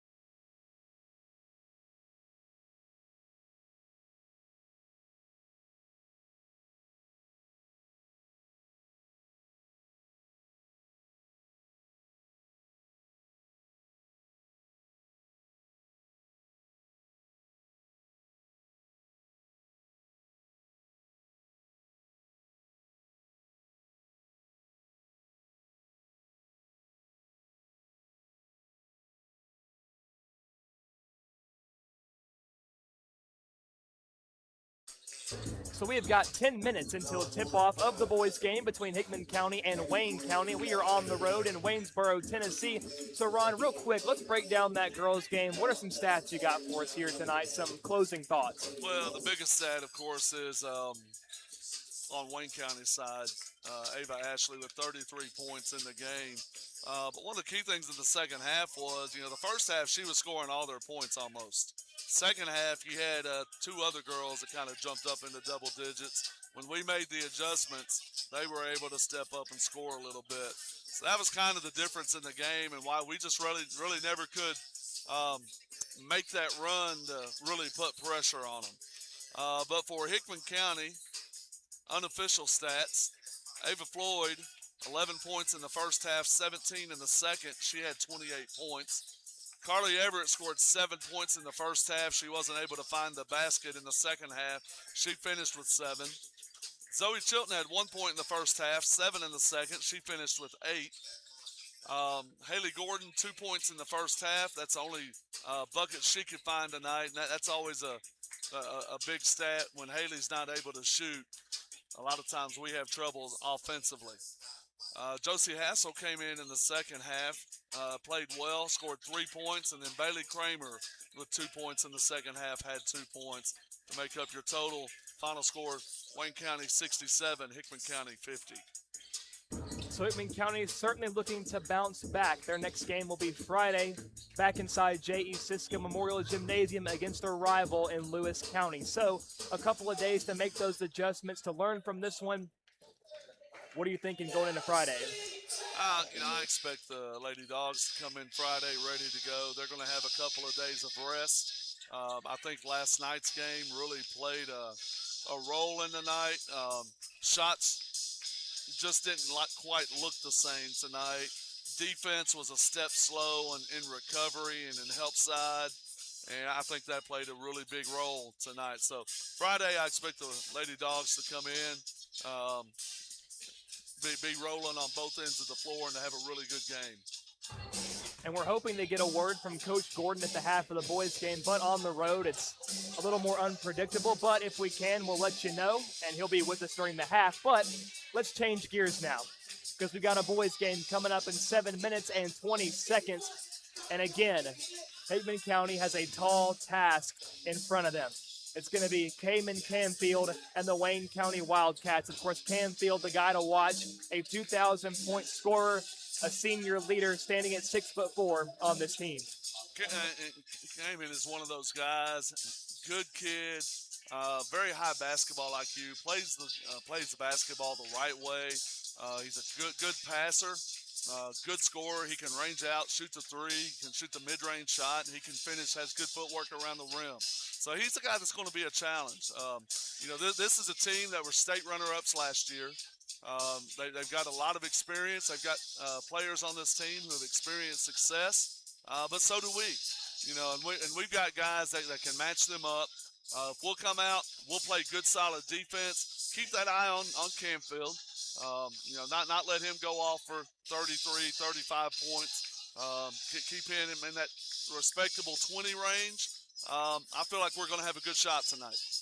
And if Hickman County wants to win, to your point, we're going to have to see a little bit of that defense that we saw in the first half last night against Waverly. Hickman County in the first quarter held the Tigers to 2 points. It was an impressive showcase from this dog defense. How much do you think that'll be able to translate here tonight? Well, one of the things that helps with our defense now is Tyler McKinnon is in the middle. And if everybody is scrambling, everybody's cutting off the three-point shot, we're giving help side on penetration, that always helps. One of the things I'm interested in seeing tonight, which Wayne County has 3-4 big boys. So I kind of like that, actually, because you're probably going to see Dylan Qualls match up on Camfield, and that means there's another big guy out there for Tyler McKinnon to match up on. When there's a big guy out there for Tyler, our defense tends to be a little bit better. If he has to match up on a small guy, that makes it a little bit harder on him when he has to range out to the three-point line. Well, this certainly should be a good game. Hickman County enters in tonight 10-5, 1-0 in the district, while Wayne County enters in at 12-5, 1-0 in their respective district as well. So, again, thinking about last night, Will McDonald had one of, if not his best game this season. Now, our unofficial stat sheet had him around 25. From what I'd heard from coaches and other fans, he was hovering more so around the 30-point range yesterday. So, if Will McDonald can find a way to replicate that performance last night, he's going to draw a lot of attention for Tim Puckett to heat up. Didn't see a lot of Tim last night, but he can certainly still play a big factor in this one here tonight. You know, and I've mentioned this before, basketball is finding who has the matchup that night. Last night, Will had the matchups. He was shooting. I thought we did a really good job of keeping on feeding him, not getting – sometimes we have a syndrome that when somebody hits 2 or 3 shots, we think it's our turn to shoot instead of just keeping on feeding the hot hand. And in basketball, you have to feed the hot hand. I felt like we did a pretty good job of that last night. Will and Dylan came out last night in the first half, and we're just on fire. And that's basketball. Tonight, our job is going to see who has a hot hand tonight, who has the matchup.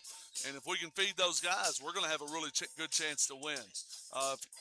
If you remember me talking last night, the second, third quarter, even into the fourth, when our offense kind of started to die down, it's because we were taking shots over 2 or 3 people when we had guys who were open. So real quick, Ron, let's touch on the coaching battle that we're about to watch here tonight. It's going to be a good one. It has me excited. Brigham County, of course, Coach Chris Dawson. And then on the Wayne County side, it's Coach Ryan Franks. 2 very tenured, very smart, very cerebral head coaches. What are we expecting to see from these 2 tonight as far as the strategic warfare goes? Well, I know Coach Franks has been there a long time because I coached against him back when I coached. So, but Coach Franks is he's kind of a basketball nut. He really enjoys coaching. He's a good coach. He's a good guy. Got a lot of experience, a lot like Coach Dawson. You know, Coach Dawson's been coaching for a long time. They both had good success almost everywhere they've been, which Coach Franks has only been in Wayne County. But it's going to be a good coaching matchup tonight because you got 2 guys who have seen a lot of basketball, who have seen a lot of different things, and they're going to be able to look out on the floor. They're going to be able to see mismatches. They're going to be able to see adjustments that they need to make. So this should be fun to watch. Well, once again, we thank you for joining us here tonight. We are just under 2.5 minutes away from tip-off. Whether you're watching in tonight through YouTube, Facebook, or the Access Tennessee app, now available on Roku devices, we appreciate your viewership. We know on these road games especially, not everybody can make that hour-and-a-half drive from Hickman County. It's a nice little trip, but it's a fun gym to play in. It's got a lot of history, a lot of atmosphere. I would say that's how I felt whenever I first walked in to Wayne County a little bit earlier tonight. I love the setup of the gym in here. It's very nice. You can tell it has that historic feel to it. Like you said, I mean, it's not just all the banners. It's the old school, lighting almost, the old school seatings. I mean, it's just a great environment to be in. I can tell you it's old school because I played in this gym. How different was it during your playing days? It didn't look, they've got new bleachers. They've got these seats here. When I was here, it's the wooden pull-out bleachers. On this rim right here at one of the camps, we had a dunk contest. Did you win? No, I did not win.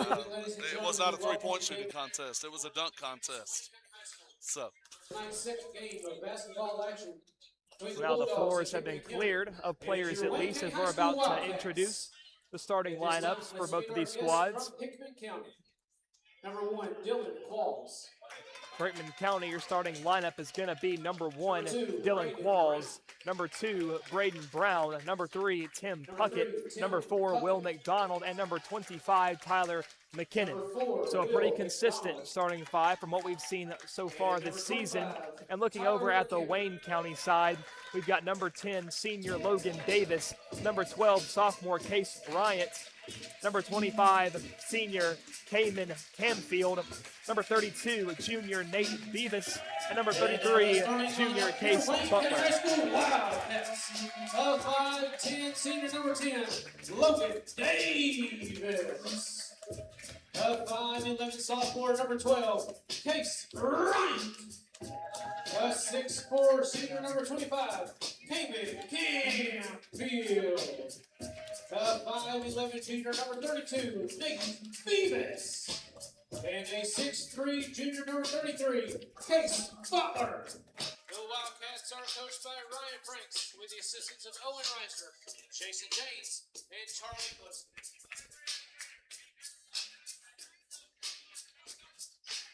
So both starting lineups have been introduced for both teams. Music echoing throughout Wayne County High School gym. Bateman County wearing the iridescent red jerseys here tonight with the black lettering. Wayne County wearing the white. You definitely see these jerseys. They stand out. I like them. Put the black undershirts on right there, and they look good. And we are underway. Tim Puckett secures the tip. Gonna be Bulldog possession to start us out. McDonald, the left side, goes up top to Qualls. Brown, back to Dillon. There's Beebe, goes baseline, driving through.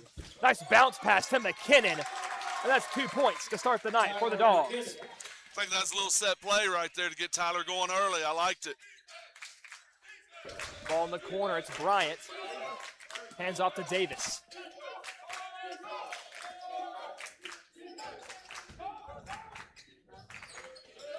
Bounce pass looking for Canfield, out of bounds, an early turnover. So the turnover there, a bit of a wild pass from number 12, Case Bryant, who as it stands is the youngest man on the floor as a sophomore. He just needed to take one more dribble down. Didn't get a real good angle for that pass, so he threw it out of bounds. There is a packed and lively student section over to our right for Wayne County.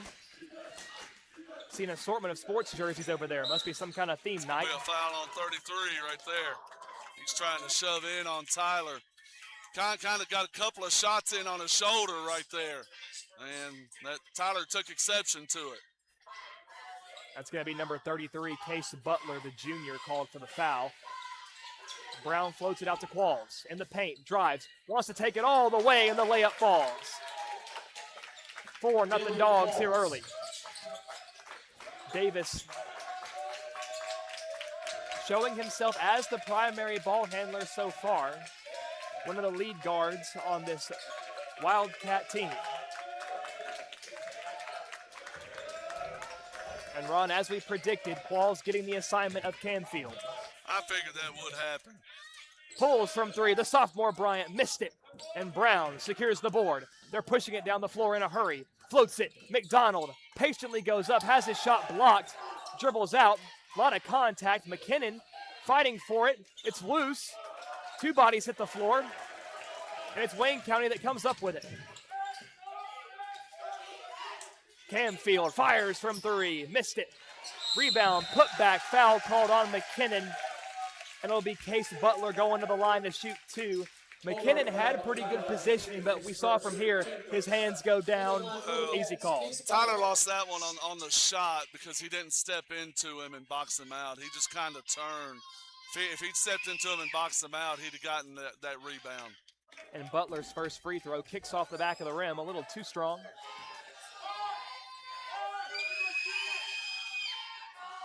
The second one goes up. This one misses short. First one too strong. Second one a little bit too weak. Now Brown goes baseline. Nice spin move. Takes it off the glass, and it falls in for two. Dogs on a 6-0 run to start this one. We're just over 2 minutes in. Davis kicks it out to Bryant. Bounce pass, Canfield. Backing down Qualls inside. There goes that trap. Spins through, fade away, missed it. Didn't even graze the rim, and it falls into the hands of Tim Puckett. And now Dylan Qualls flying down the left side, pulls up at the wing, gives to Tim.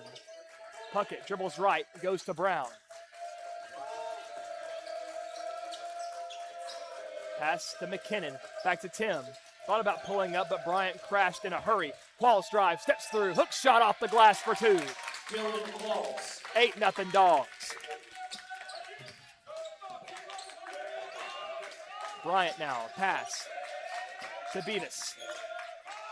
Gives to Davis.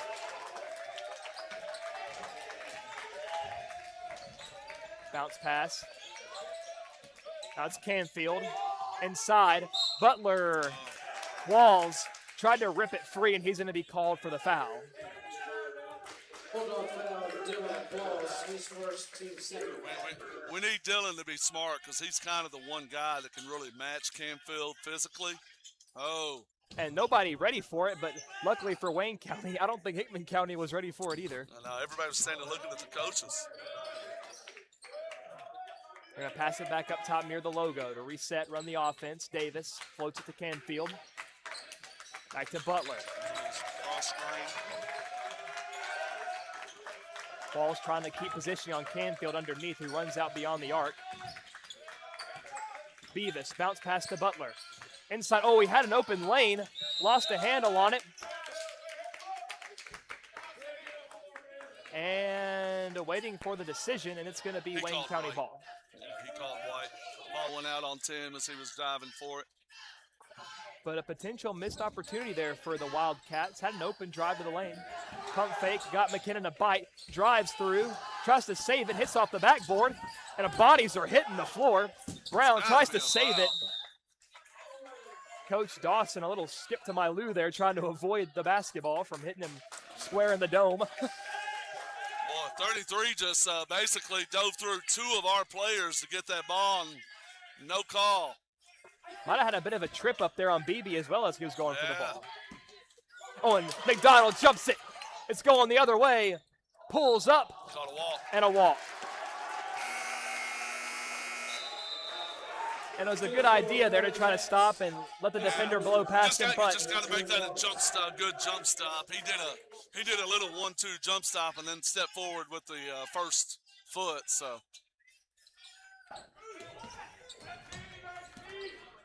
Bounce pass to Canfield. Ball up top. Quick passes around the perimeter. Bryant pump fake, a lot of contact. Pulls from two, rolls out. That's going to be Bulldog ball, so maybe a little bit fortunate no foul was called right there. Well, I mean, that'd have been a touch foul compared to what happened on the baseline. So. That is true. Call it square, I guess. Yeah.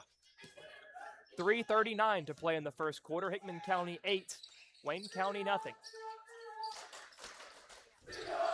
McKinnon hands to Qualls. Dylan thought about pulling up, now wants to drive on Canfield. Picks up his dribble, floats it out to McDonald.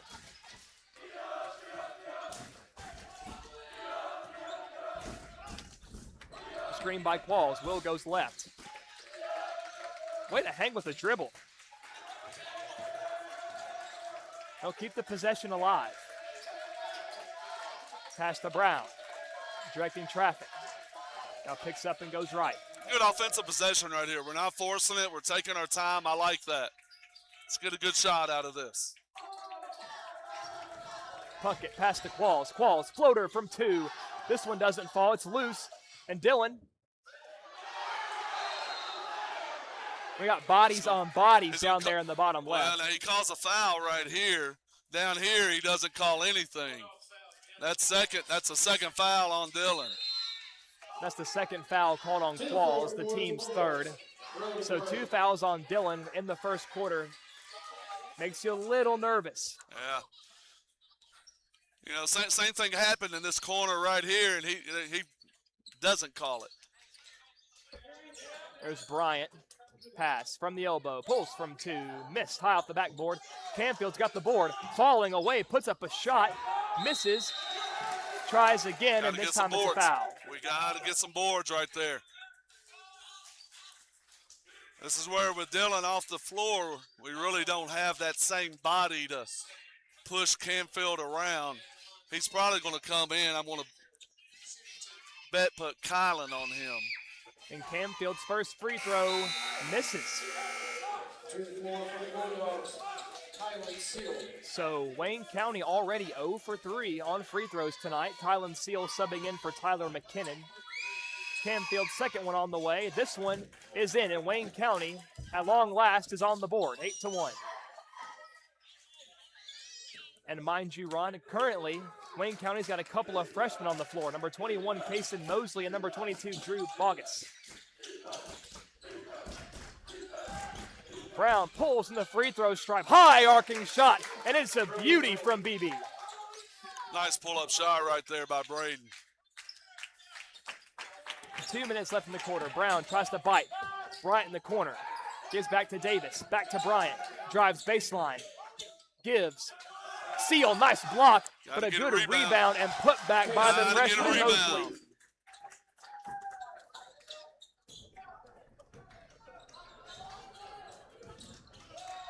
So Mosley, the freshman, the first field goal.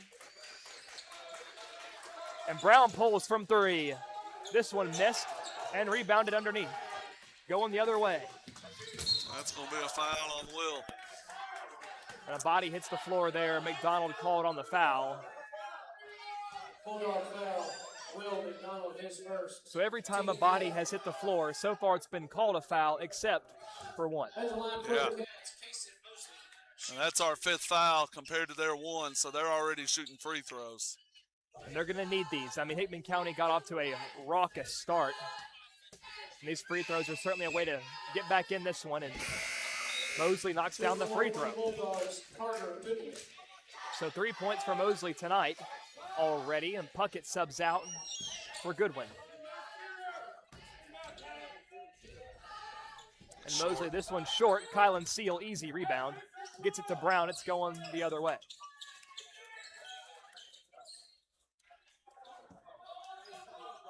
Brown goes left.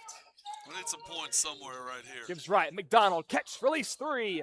Just missed it. Rebounded by the Cats. Davis might want to drive all the way. Lays it up. Not in. Brody Worley on the board. Hands to Goodwin. Davis had a lane. Worley pulls from 3. It's good. There you go. Big shot there by Brody.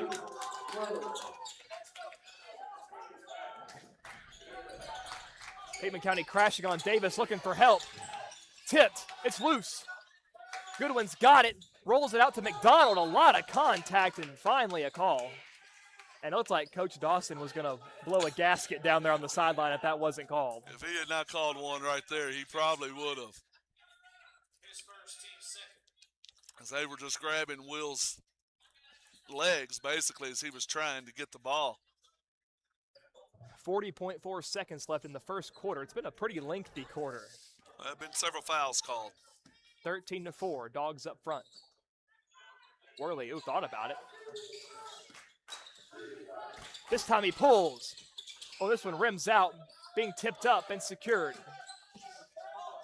I'm not sure if I like that shot right there. So we're going to end up giving up 2 points on the other end when we had a chance to take the last shot of the quarter. So it's Mosley driving the other way, under 10 seconds. 5 seconds. McDonald puts up a prayer. Missed. Seal tries to put back, but can't get it to go as the quarter expires. After 1, Hickman 13, Wayne County 6 when we come back. This broadcast of Friday Night Lights on WNKX is brought to you by Ascension St. Thomas Hickman Hospital. MLEC and ML Connect, your trusted source for power and broadband. Pizza Hut of Centerville. McDonald Funeral Home and the McDonald family. Heritage Bank and Trust and Three Rivers Community Health Group in Lyles. We appreciate these trusted local businesses for making this broadcast possible. We will return in just a moment.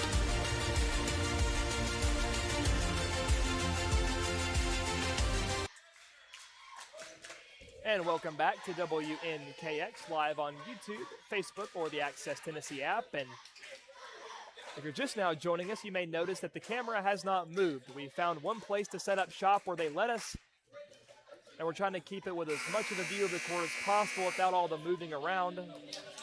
So we thank you for hanging with us. What little of the court you can't see, we'll try to fill those gaps with our voices, although, I don't know, Ron, I think it's a pretty decent little view there. I mean, you see everything. I like it. I've always liked corner views. If I go buy tickets, a lot of times I like that corner view. So if you're watching with us here tonight, it's almost like you got a corner seat. So the second quarter will start Wayne County ball. Hickman County controlled the first 13-6, but still a lot of game left. Dylan Qualls not on the floor to start this quarter, so It's up to Brody Worley to guard Camfield. Dribbling inside, kicks it, fires from deep. Missed. Worley goes up and's got the rebound. Good rebound there by Brody. McDonald fires a bullet to Brown and gets the ball right back. McDonald dribbles left. Get the ball moving. Keep it moving. Keep it moving. You hear Coach Dawson saying the same thing. Brown might want to drive. Kicks out to Worley. He pulls from three. That one's going to be off, but you got a foul inside. I think they got Will on the rebound. Will McDonald, his second. So Will McDonald turns to the sideline asking Coach Dawson, what'd I do?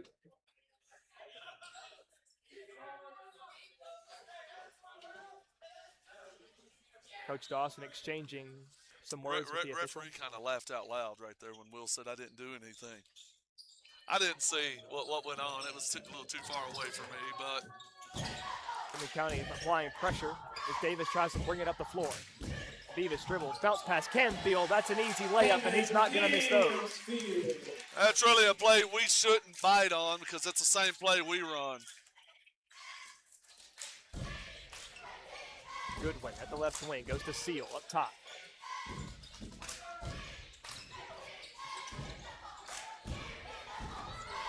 Has to give left to Goodwin. Not Got to many get other some places to go. penetration, get the ball inside. Everything's just out around the perimeter right now. McDonald pulls from three, no dice.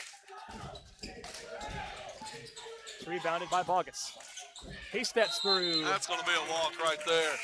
Oh. Braden Brown did a really good job right there. 22 tried to initiate contact with him, and Braden just stepped away. We call it kind of pulling the chair out of somebody. He had nowhere to go.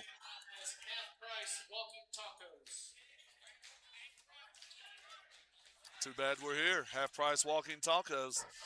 Must have had a little too much taco meat tonight. I know where I'm going during halftime.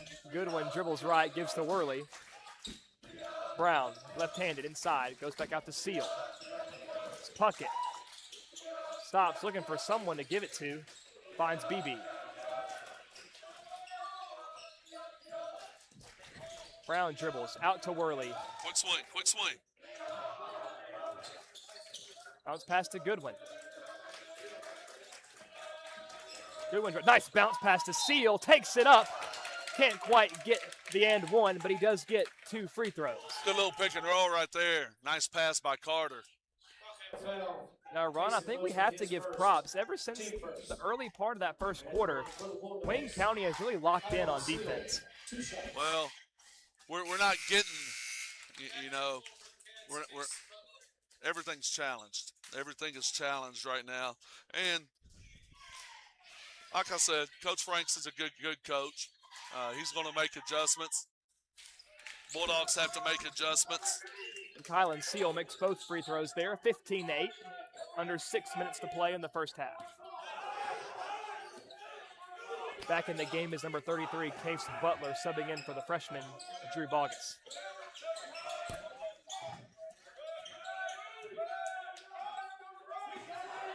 Brody, get out there. Can't let that Canfield happen. steps into the three, and he's going to knock that down. David Canfield. If we go to that 2-3 zone, we've got to match him.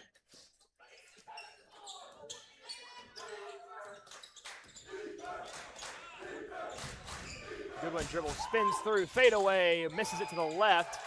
Rebounded by Davis.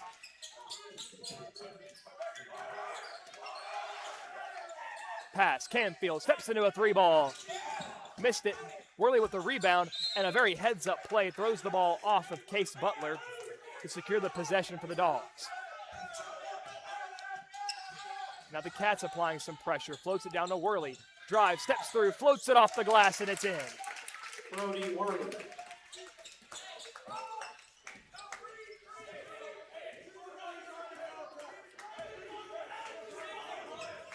Canfield gives it to his right. It's back to Davis. Bullock, Canfield. Step back, picks up his dribble inside. Kylan Seal giving him fits. Ball's knocked loose. Kylan's got the loose ball. Brown in a hurry. Gets to Worley, steps into a 3. That's another for Brody Worley. And a timeout is called, and these Dogs all fired up on the road in Waynesboro. Brody coming out shooting 2 threes and a 2. He's got 8 points, leading our scoring right now. I think as good as Brody Worley is on the defensive end, getting rebounds, locking up guys, drawing charges, he's a pretty good scorer when he's hot. And you know, Brody, when he gets hot, he's not going to be your consistent scorer every night, but he's got a good shot when he steps into it. The big thing with Brody is if he's floating, just like any shooter, it makes it hard. Right now, he's going straight up, straight down. It looks good coming off his fingertips. Well, it's like we said, Ron, it's whoever has the open look is going to be the one that needs to step up tonight. It's no matter who it is. So far, that guy's been Brody Worley. Well, you know, right now they're chasing Tim. They're chasing Will. Braden Brown stepped up, hit a couple of shots. Brody Worley stepped up, hit a couple of shots. You know, and they're going to get those shots. So we need them to step up, knock them down.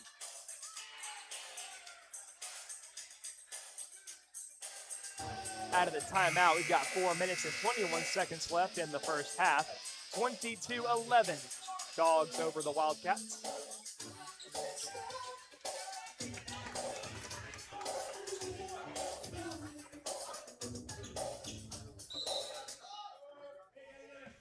It'll be the Cats with the ball out of the timeout. Still in a 2-3 zone. Got to match Canfield wherever he goes. Going to set a little flare screen right here for him. Tim's out there. Don't leave him. Now Butler drives inside off the glass, doesn't get it to roll. And Tim does a nice job of knocking that loose. And that looked like it might have gone off Butler last. This guy really struggles down here under the goal.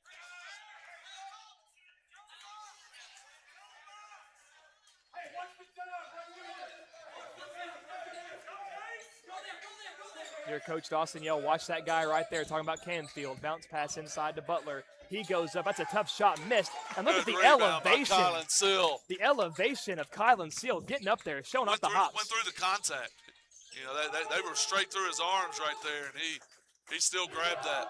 Good strength. Brown drives in. Tough pass to Goodwin. Steps through. There Worley. How about another Brody? No. Almost. Had pretty decent trajectory, didn't fall. And Wayne's got the rebound. Canfield Get out there. He'll rise up and shoot Butler, that. quick passes. Bryant over Tim Puckett's outstretched arm. And Kylan Kylan. said, I'll grab another one. Oh, and a pass saved by Goodwin. So Kylan Seal showing off the athleticism inside. Tries to dish it off to Seal. That's a tough pass to catch right there for a big guy. You try to throw it to him in the air. Probably dribble through that, throw that to the corner is going to be your best play on that one. And Goodwin has been so valuable for Franklin County, but if you had to say one vice, he fires it in from point-blank range. It's going to come in hard. You better have your hands up. That shot rattles out. What a board from Brody Worley. Brown to Tim. Pass a little high. Under 3 minutes to play in the first half. Puckett, jump stop left. Worley, contested shot. Missed. All right. Davis pushing it down in a hurry. Flying down the floor. Lays it up and in. Logan Davis. Got to play better defense than that. The Dogs quickly turning the court around. Worley to Tim. Out to Seal. Brown drives. Tries to give to Seal and does. Kylan puts it up. A little hook shot off the glass for two. Kylan kind of faked him out. Act like he's going to throw it to the corner, and they just kind of dropped off of him. Davis goes to Beavis.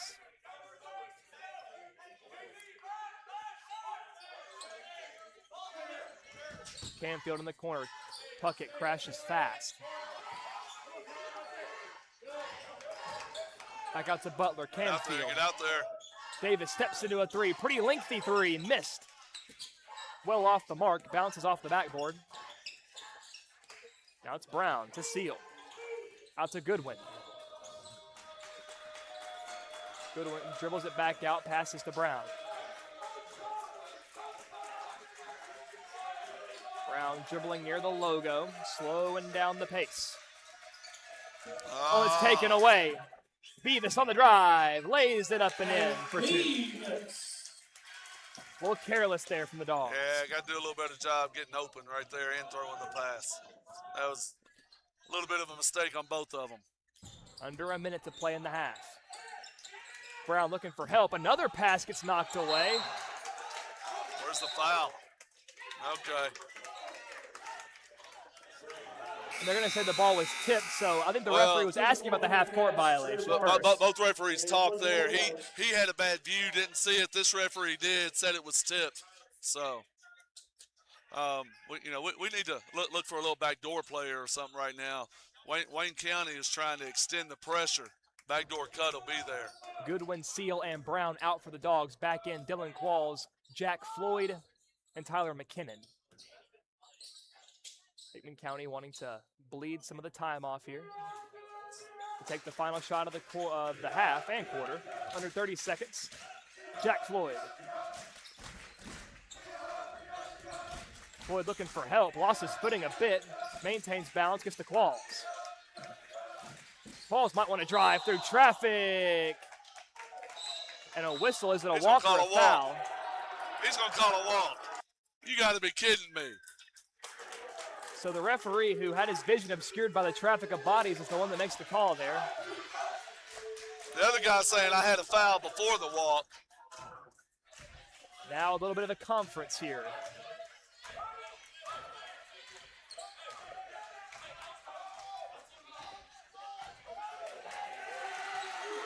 And they are going to go with the walk. That's bad. That was bad. Coach Dawson not too thrilled.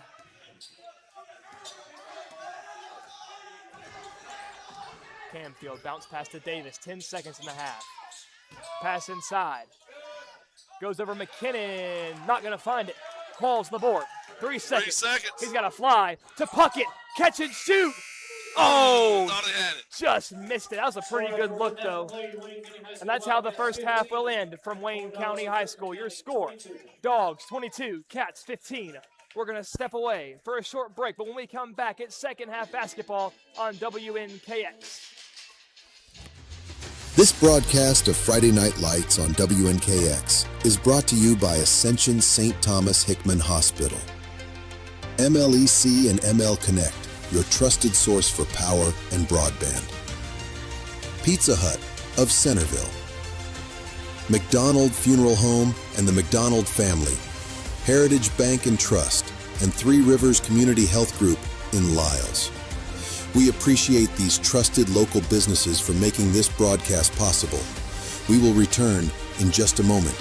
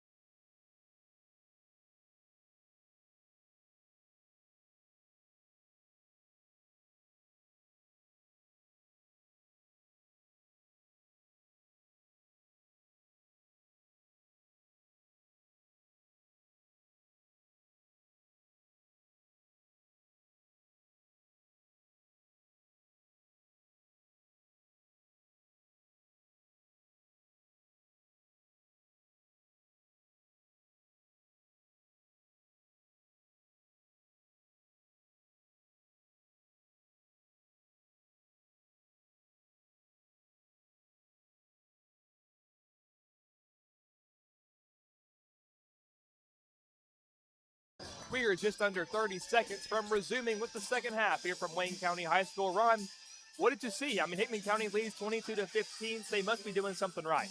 Oh, right now, it's kind of a defensive struggle out here. Both teams have a good defensive game plan. They're executing their game plan.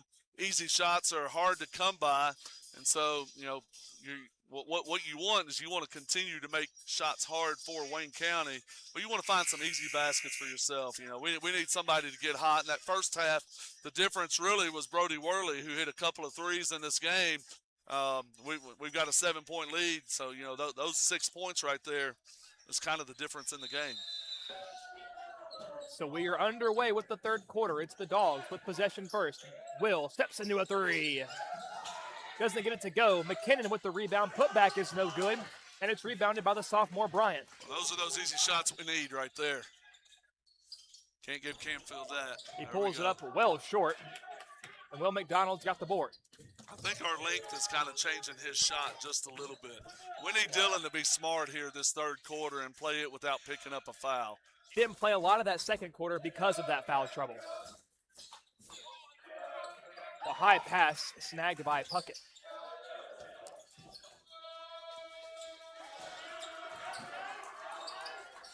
McKinnon pulls from the elbow, rattles out, and Qualls got a hand on it, tips it to Brown. Fires to McDonald, wide open three in front of the student section, missed, tipped, Puckett's got it. Will wants to drive. That wasn't a walk. And a walk. That looked like a good jab step move right there.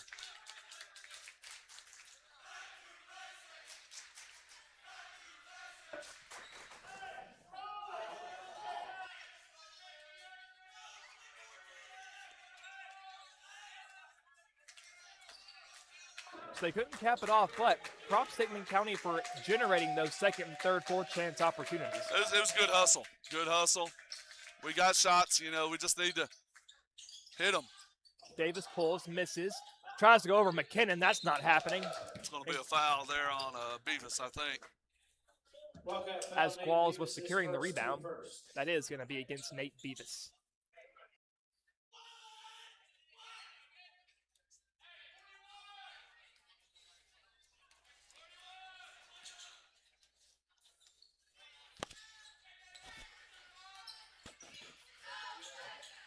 Now it's Qualls, hands to Puckett.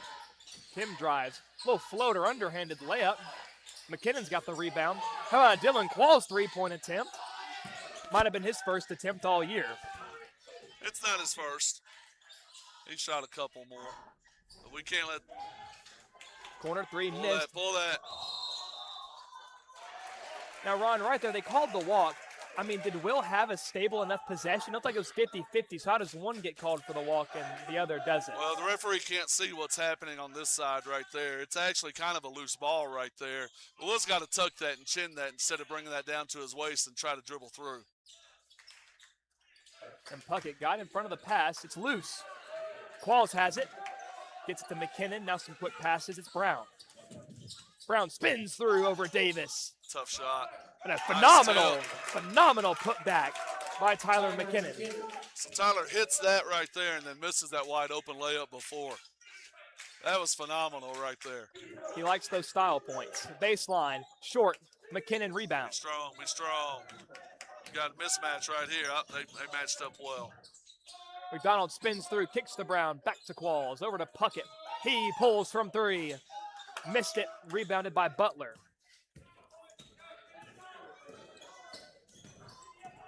It's been a little bit since we've seen a Tim Puckett three. You got to think if he keeps shooting, it's going to fall eventually. Percentages will come into effect.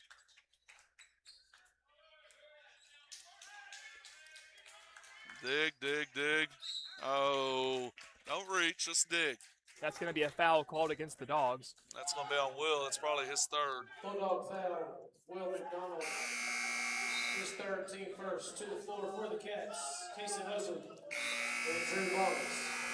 So we'll see Brody Worley come in for Will after that foul.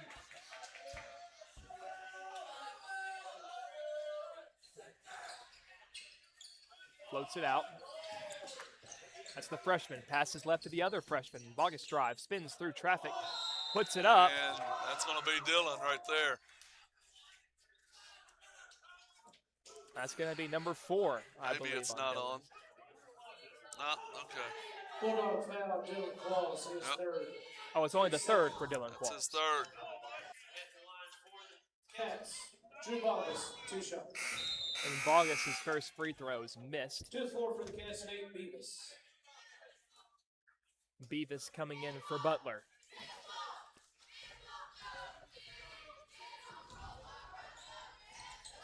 Keep waiting for Coach Dawson to try the 1-3-1 out. I mean, it's a staple of the Hickman County Yeah, defense. we've gone to the 2-3. They're trying to isolate Camfield in the in the post. He might be afraid of that happening. Qualls now drives right, spins, puts up a tough shot off the Tough glass. shot. Missed it. And that's Bogus the other way. Gives out to Camfield. Goes right, gives to Davis Up. in the corner. Beavis now dribbles inside. Tries to take it all the way, and not going to happen, and Tyler McKinnon's got the ball. There goes Qualls. Directing Braden Brown, leaves it there for him. Out to Puckett.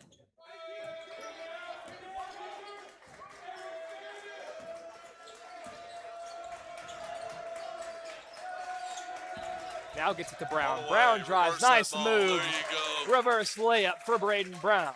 Braden Brown. Back to a double-digit game. 26-16, Dogs ahead. 3:56 to go in the third.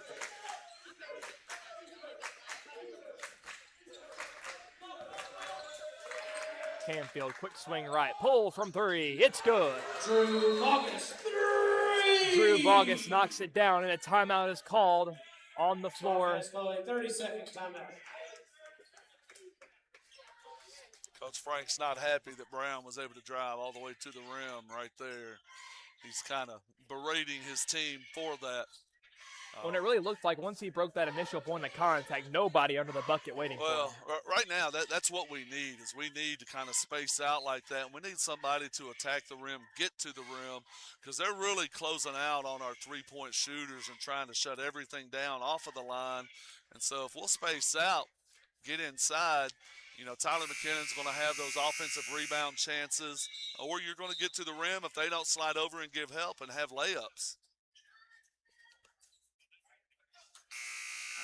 So this timeout, and Coach Frank's wanting to adjust his guys. Gives both teams a little bit of time to reprieve.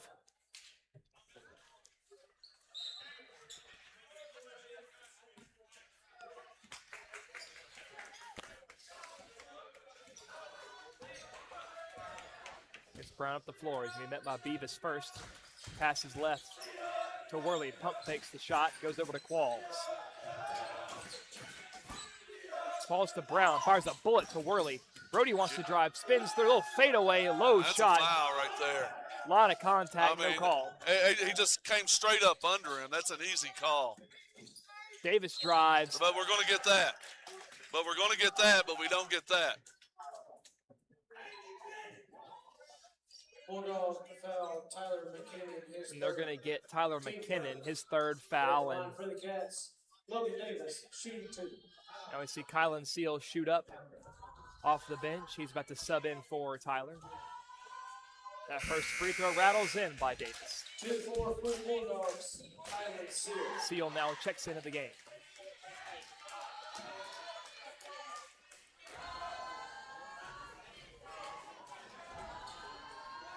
The second one falls as well.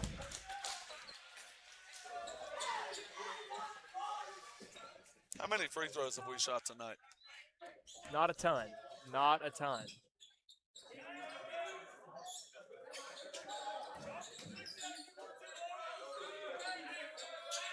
Brody pump fakes, fires to Seal. Right elbow. Has it knocked loose by Camfield. It's going the other way. He steps into a 3-ball. Missed it. Got a It's rebound. loose. Easy rebound and put back for Logan Davis. We had two guys just kind of hanging out there instead of going in and rebounding. Brody pulls from 3 and knocks it down in a big way. Brody Whirl. Bit of a risky shot there, that quick pull, but It's a quick pull. If you're going to shoot that, you need to make it. Davis from the corner. Missed. Qualls fighting. He's got it. Oh, a little no-look pass to BB. Gives to Worley. Brody tries again, and why not? Another three for Brody Worley. Beat him when he's hot. Great decision there by Braden Brown. Pass inside. 32-23. Dogs. Ball back up top to Davis. Quick pass right. Got a sag in there. On Qualls. Got a hand. No, his Puckett got a hand on the pass. A little two. Mid-range shot. It's good. Mosley knocks it down. Relatively uncontested.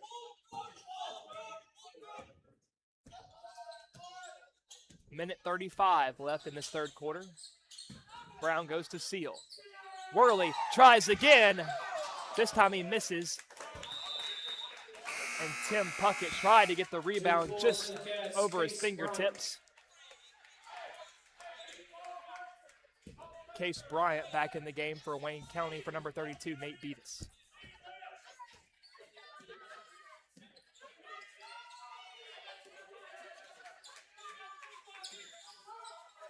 Davis to the corner for three. Rims out. Seal smacked it away. And it's the Wildcats able to run it down. Giving up too many offensive rebounds right now. We need to hold them to one shot. Now he's got under a minute to play in the third.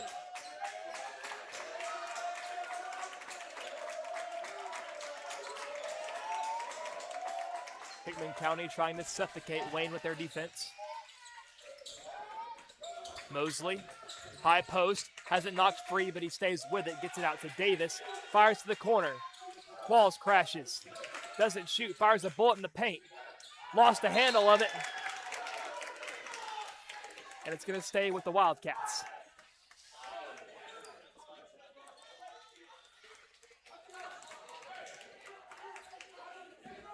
Canfield inbounds to Davis. Kicks it up top to Bryant from three.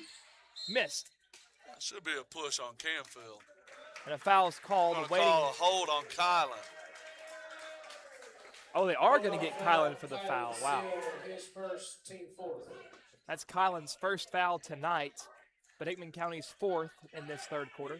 27.2 seconds left. Going to the corner there, Brody. Going to the corner. There's Canfield. Worley bites and Puckett crashes. Some quick passes. Davis now drives. And Qualls, nice job to poke it out.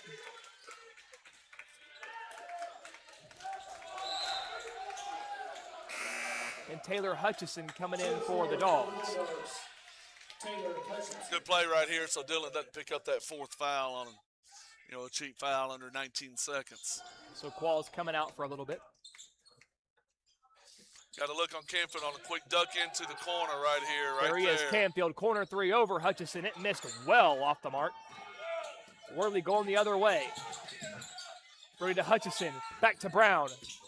Dribble and drive, steps through. Foul right there. Missed. The putback is good from Kylan Seal, and that's how the quarter is going to end. Momentum, Dogs, 34-25. Hickman ahead, fourth quarter on the way after this. This broadcast of Friday Night Lights on WNKX is brought to you by Ascension St. Thomas Hickman Hospital.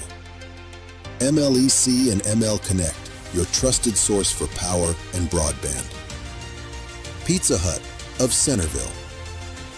McDonald Funeral Home and the McDonald Family. Heritage Bank and Trust and Three Rivers Community Health Group in Lyles. We appreciate these trusted local businesses for making this broadcast possible. We will return in just a moment.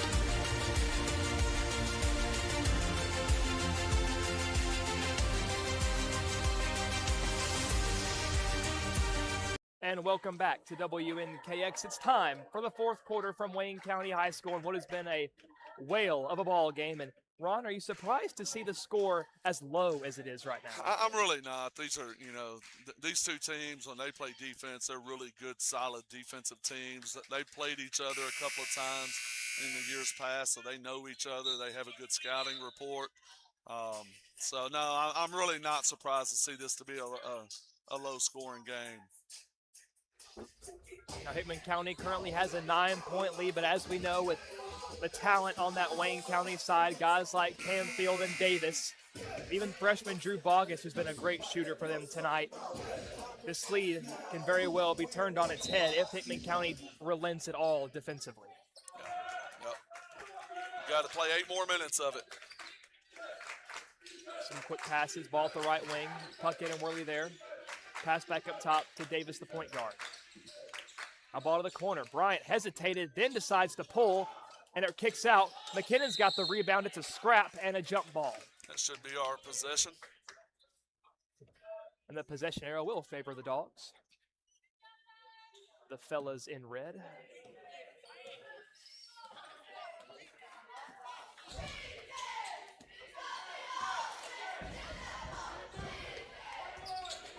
Walls, hands to Worley, head fake, drives, hands to McKinnon. He goes up off the glass for 2. Nice setup there by Brody Worley. He realizes after he's hit a couple of shots, they're going to close out quick on him, so he penetrated and set up Tyler. Bryant inside to Canfield, left of the paint, kicks it out, pump fake, drives, baseline over, McKinnon off the glass for a bucket. Tyler right there couldn't do a whole lot. Didn't want to pick up that 4th foul this early in the 4th quarter. And it was a good play as well. Good offensive drive there. Floats it to McKinnon, and the hops of Mosley on display, but the ball finds the hands of Braden Brown. Got to be smart there because Mosley's an athlete. He can jump up there with Tyler. Worley being crashed on quick. They're starting to respect Brody Worley's shooting now in this 4th quarter. You hit 4, they're going to. And if you notice that they're not giving Tim anything now either. So there should be some lanes for guys like Dylan Qualls to attack the rim. Tyler McKinnon to work inside. Come on, he was open, Brody. Let's make the open pass. Let's make the open pass. Qualls almost loses that one there, but stays with it. Qualls wants to drive. Give to the corner. Worley shoots. He's going to stay hot. Another one for Brody Worley. I thought when he shot that, he missed it. He missed the center of the rim by about 1/8 of an inch, maybe.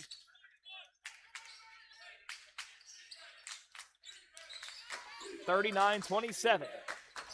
Trying to move the ball quick. Canfield drives. Made that shot a bit harder on himself than he needed to. The putback no good. Being tipped out. It's loose. A body hits the floor. No whistle. Friendly fire. Quick passes. Bryant over Worley. He's got the 3 after a very chaotic sequence. And we had 2 or 3 chances there to pull that board and just couldn't do it.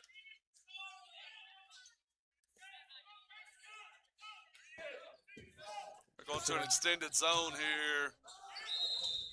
Qualls picks up his dribble and a timeout called by Coach Dawson.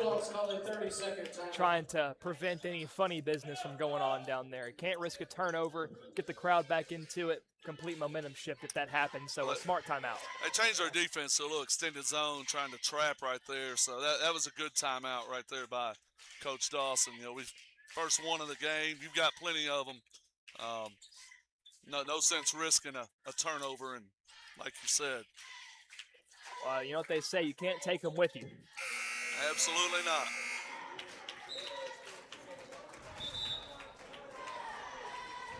That would be kind of a fascinating rule, though. Coach Dawson doesn't use any timeouts tonight, so he got 10 timeouts against Lewis.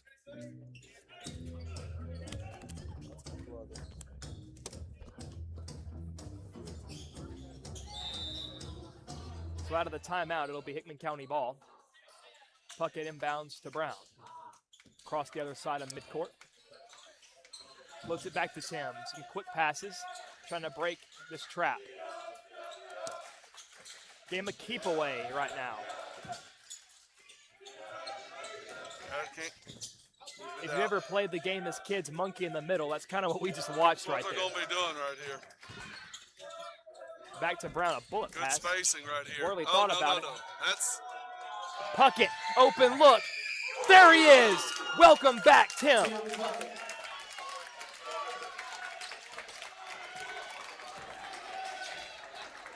His first 3 in some time, and Ron, that's got to feel good to see it fall. First 3 in 2 games. He didn't hit one in the last game. Oh, here's an over and The back. pass Oh, that sails. was a good save, actually. Brown tries to run it down, still Good loose, job. and he's got it. To Worley, give the Puckett. Pull it out. Let's run some time off. They're going to run this zone. Brody Let's not get cute. in the corner. I don't like that. They're not going to call fouls, guys. Dribbles through traffic, and Don't it's a take it to turnover. the corner unless you're going to shoot it. We got 4 minutes left now. Camfield steps into a three. This one again doesn't fall. Bryant bounce pass up off the glass and easy too. And a timeout called. Wildcats call a full timeout. And the other Camfield, Warren, the one to make that two-pointer there. And Hickman County, I think wisely, didn't try to bite on that layup. Don't want to risk any fouls at this stage. Still a double-digit lead even with the make. You've got 4 minutes left to play. You know, those of them that have 3 fouls, you know, once you get under that 3-minute mark, you start feeling like you can play a little bit more normal, a little bit more aggressive, a little bit. But no sense in trying to do anything there and giving up a 3-point play. Because right now I feel like if there's any contact underneath that rim right there, referees are going to call that.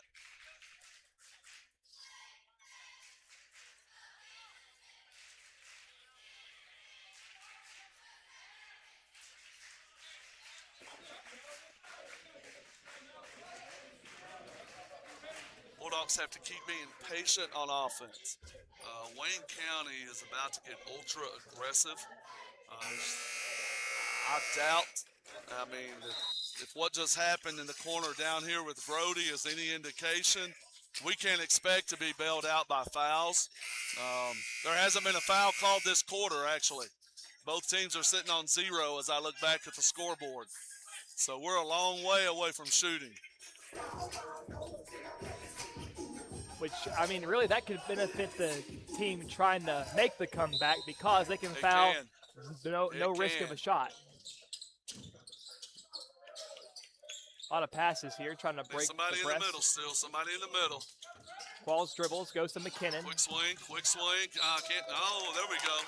Has it We ripped got it. away by Camfield, but a foul is called on big number 25. Not our 25. That's one thing we have to do against this. We can't hold the ball in the middle. They're going to come down.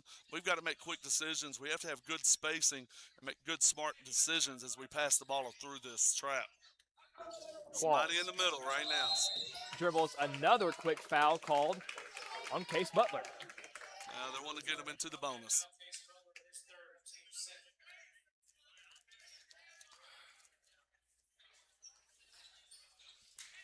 Pass out to Qualls.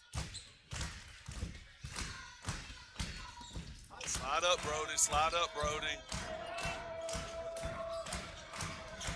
Pump fakes There the you go. pass left, goes to McKinnon. Now some quick passes in succession. Brown, McKinnon, back to Brown. Puckett now to Qualls. Floats to Worley inside. No. Floats it back out to Good Brown. job. Good job. Heads up, cerebral play there by Worley.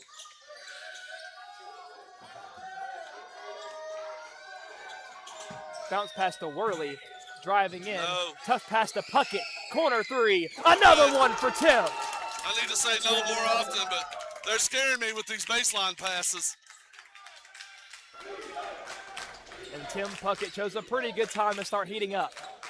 Trying to put this game away, Canfield. Make them quick use passes. time on offense right here. You make them use 15, 20 seconds before every shot. Eventually, they run out of chance. They got to play better defense than that, though. But McKinnon, a great job underneath. Keep his arms up. Oh, it came loose. Brayton grabbed it. What a snag. Down to Puckett. Tim dribbles it back out very wisely. Gets to Qualls. Fires over to Brown. Braden showing off the hops. McKinnon Out back of to the Brown. corner. Good job, Brayton. We're seeing a lot of smart basketball here from Hickman County. I really like the way they played this fourth quarter. You know, one of the things I've said about our team a lot of times is that they've got to play less emotional and more intelligent, more cerebral. And I'm seeing that out of them tonight. I love it. Well, right now, Hickman County, without having any team fouls this quarter, they can still play as aggressive as they want to without worrying about giving them 3 points. Unless your name's Dylan Claus or Tyler McKinnon. Of course, the foul trouble is still something to watch out for as well. Qualls drives, timeout called by Coach Dawson, and that'll be a full Of timeout. course, he had the wide open lane right there. It's amazing as a coach how many times you get nervous right there. You call the timeout, and you're like, oh, man, if I hadn't have called it, That'd have been a layup, you know. It's almost like in football when a head But coach again- calls a timeout trying to ice a kicker and they miss it anyway, come back out after the timeout and they Then drill they hit it. it. And then Yep. they hit it. But again, as a coach, 2 minutes and 6 seconds left. You've got a 13-point lead. It's better to take a timeout right there and be safe and talk about it. Again, he's still got 3 timeouts left, you know, so. And the phrase better safe than sorry is never applied more than it does right there. And as a coach, when somebody starts dribbling against pressure and traps, it just makes you nervous. Because normally it ends up in a tipped ball or a turnover. So we've got a 13-point ball game, 45-32, Hickman over Wayne, and 2:06 left. The Wildcats trying to mount a comeback. The Dogs trying to hold on and get a big-time road win over So a they're very bringing opponent. McDonald into the game right here for Tyler McKinnon. Haven't seen him in a little bit. Will got that 3rd foul. You know, we played pretty well without him. Oh, Gave and it back to Tim Tim too quick. He hadn't stepped all the way in just yet. got a little too antsy right there, and that's a turnover that Wayne County is going to try to capitalize off of. Going to have to do it quick. Davis goes left to Camfield. Back up top to Mosley. Mosley drives, nice step, lays it up and in. Yeah, you got to play better defense than that. Oh, my, come on. A turnover. Camfield fires from 3, a big turnaround. Canfield 3! That was a huge swing right there for Wayne County. And McDonald is fouled. So now some anxious moments for the Hickman County bench. Little 5-0 run right there with 2 turnovers. And what's even more important about that is that it took maybe 15 seconds to do it.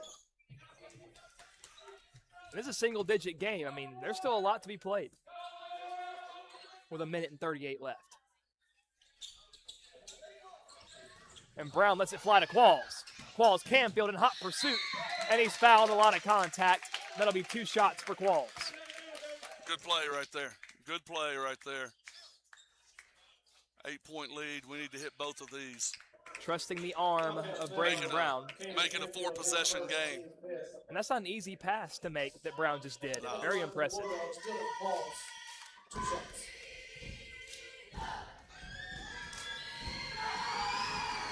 And Qualls There's the first one. got the first. Those are Qualls' first points in a little bit now. Yeah, since the first half. Of course, he was in foul trouble and sat a whole lot. Oh, just rolled off. I thought it was in. The ball was teetering. But he does make one. Davis driving quick. And Qualls blocks it off the backboard. The ability to block that without fouling. A testament to smart, dude. Qualls' ability and his Be smart, athleticism. buddy. Knock these free throws down. So that's where it's important to save. You know, Dylan had 3 fouls that whole 3rd quarter, played smart basketball, saved it, was able to play aggressive right there, got a big block. Qualls to the line. He hits the first. If he had 4 fouls right there, he wouldn't have tried to block that. And so, you know, that's the difference right there of playing smart and playing emotional.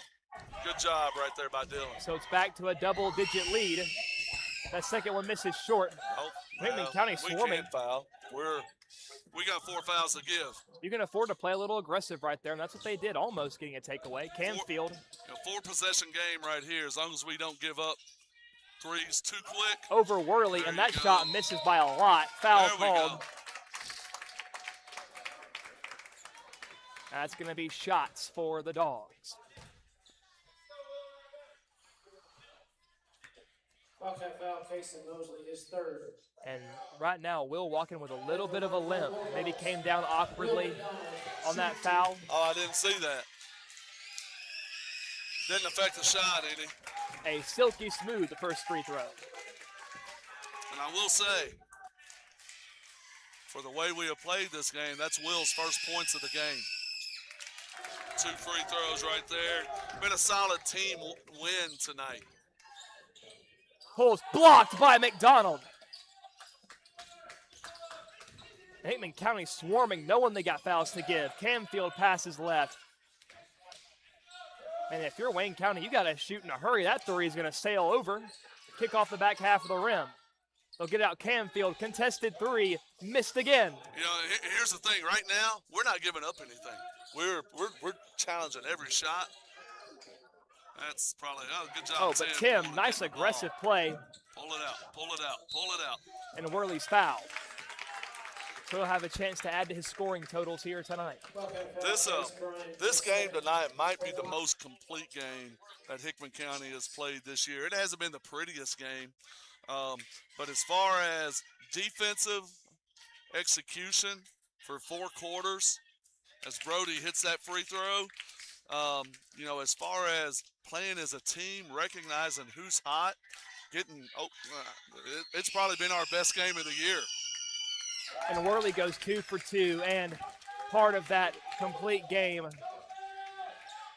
I mean, you can't talk about this win without talking about Brody Worley. What a night he's had. That three rattles out, rebounded by Wayne County. 15 seconds to go. Davis over Qualls, and he's got it. That's a tough two. Everything else now is just a formality. Worley floats it to Qualls, and the Hickman County Bulldogs go on the road, and they topple the Wayne County Wildcats. What a performance by these Hickman County Bulldogs, dominating the defensive board, and they held the 2,000-point scorer silent. I'm not sure how many points he had, but it was really a great defensive team effort for 32 minutes tonight. For 32 minutes. Love the way they played tonight. This is a game right here that really makes me excited. Now, Ron, I'll be honest. I've heard over the last 24 hours a lot of doubters coming into this game, a lot of uncertainty, a lot of nervousness because of how good Wayne County is. So for Hickman County to come out and do this, 51-39 on the road, keeping it low scoring, keeping it defensive, I think this win might have shocked a lot of people, even in the Hickman County fan base. Well, you know, anytime you go on the road and play a good team, you know it's going to be hard. Calls tend to not go your way because there's more fans for the home team than there is the away team. When you play a team that has the history that Wayne County has had, but you know, this kind of just goes to show you that the ceiling that we have. When we play well together as a team, we're going to be in most games, and we're going to win the large majority of them. And it all goes back to what Coach Dawson said during the preseason interview that we had with him. We asked him, what's the key to having a consistent year? Because going back to last year's team, there were a lot of games earlier in the year that if they played again later on, they wouldn't have lost. But they did early in the year because they just hadn't figured it all out yet. And right now it seems like they're getting closer and closer to that figuring it out. Well, one thing I've noticed the last couple of years with Hickman County basketball is as they get closer and closer to that end of the year, and they know that everything matters, that everything counts. Every single guy on that bench right there wants to go to the state tournament again. And so when it gets to that point, you start playing as a team. You start doing all of those things that are going to help your team win. And when that happens, tonight happens. Now, for both of these teams, it seems to be out of the frying pan and into the fire, if you will, because Wayne County turns around on Friday and has to play Perry County, who's ranked number 6. So that's going to be a tough battle for these Wildcats. And for the Hickman County Bulldogs, Friday, they return back home to J.E. Cisco Memorial Gymnasium to take on their rival Lewis County. And Lewis County, a talented team in their own right. Lewis County has a lot of good players, and of course that Lewis County-Hickman County game is always animated. It's always heated. It's a big rivalry. It's a game we're going to have to come out ready.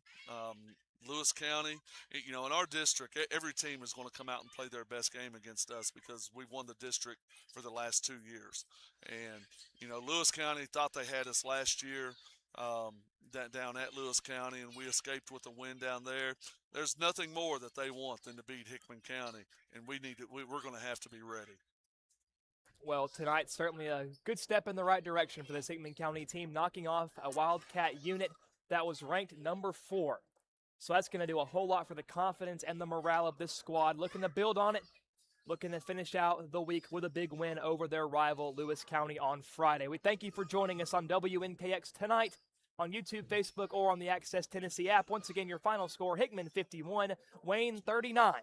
For Ron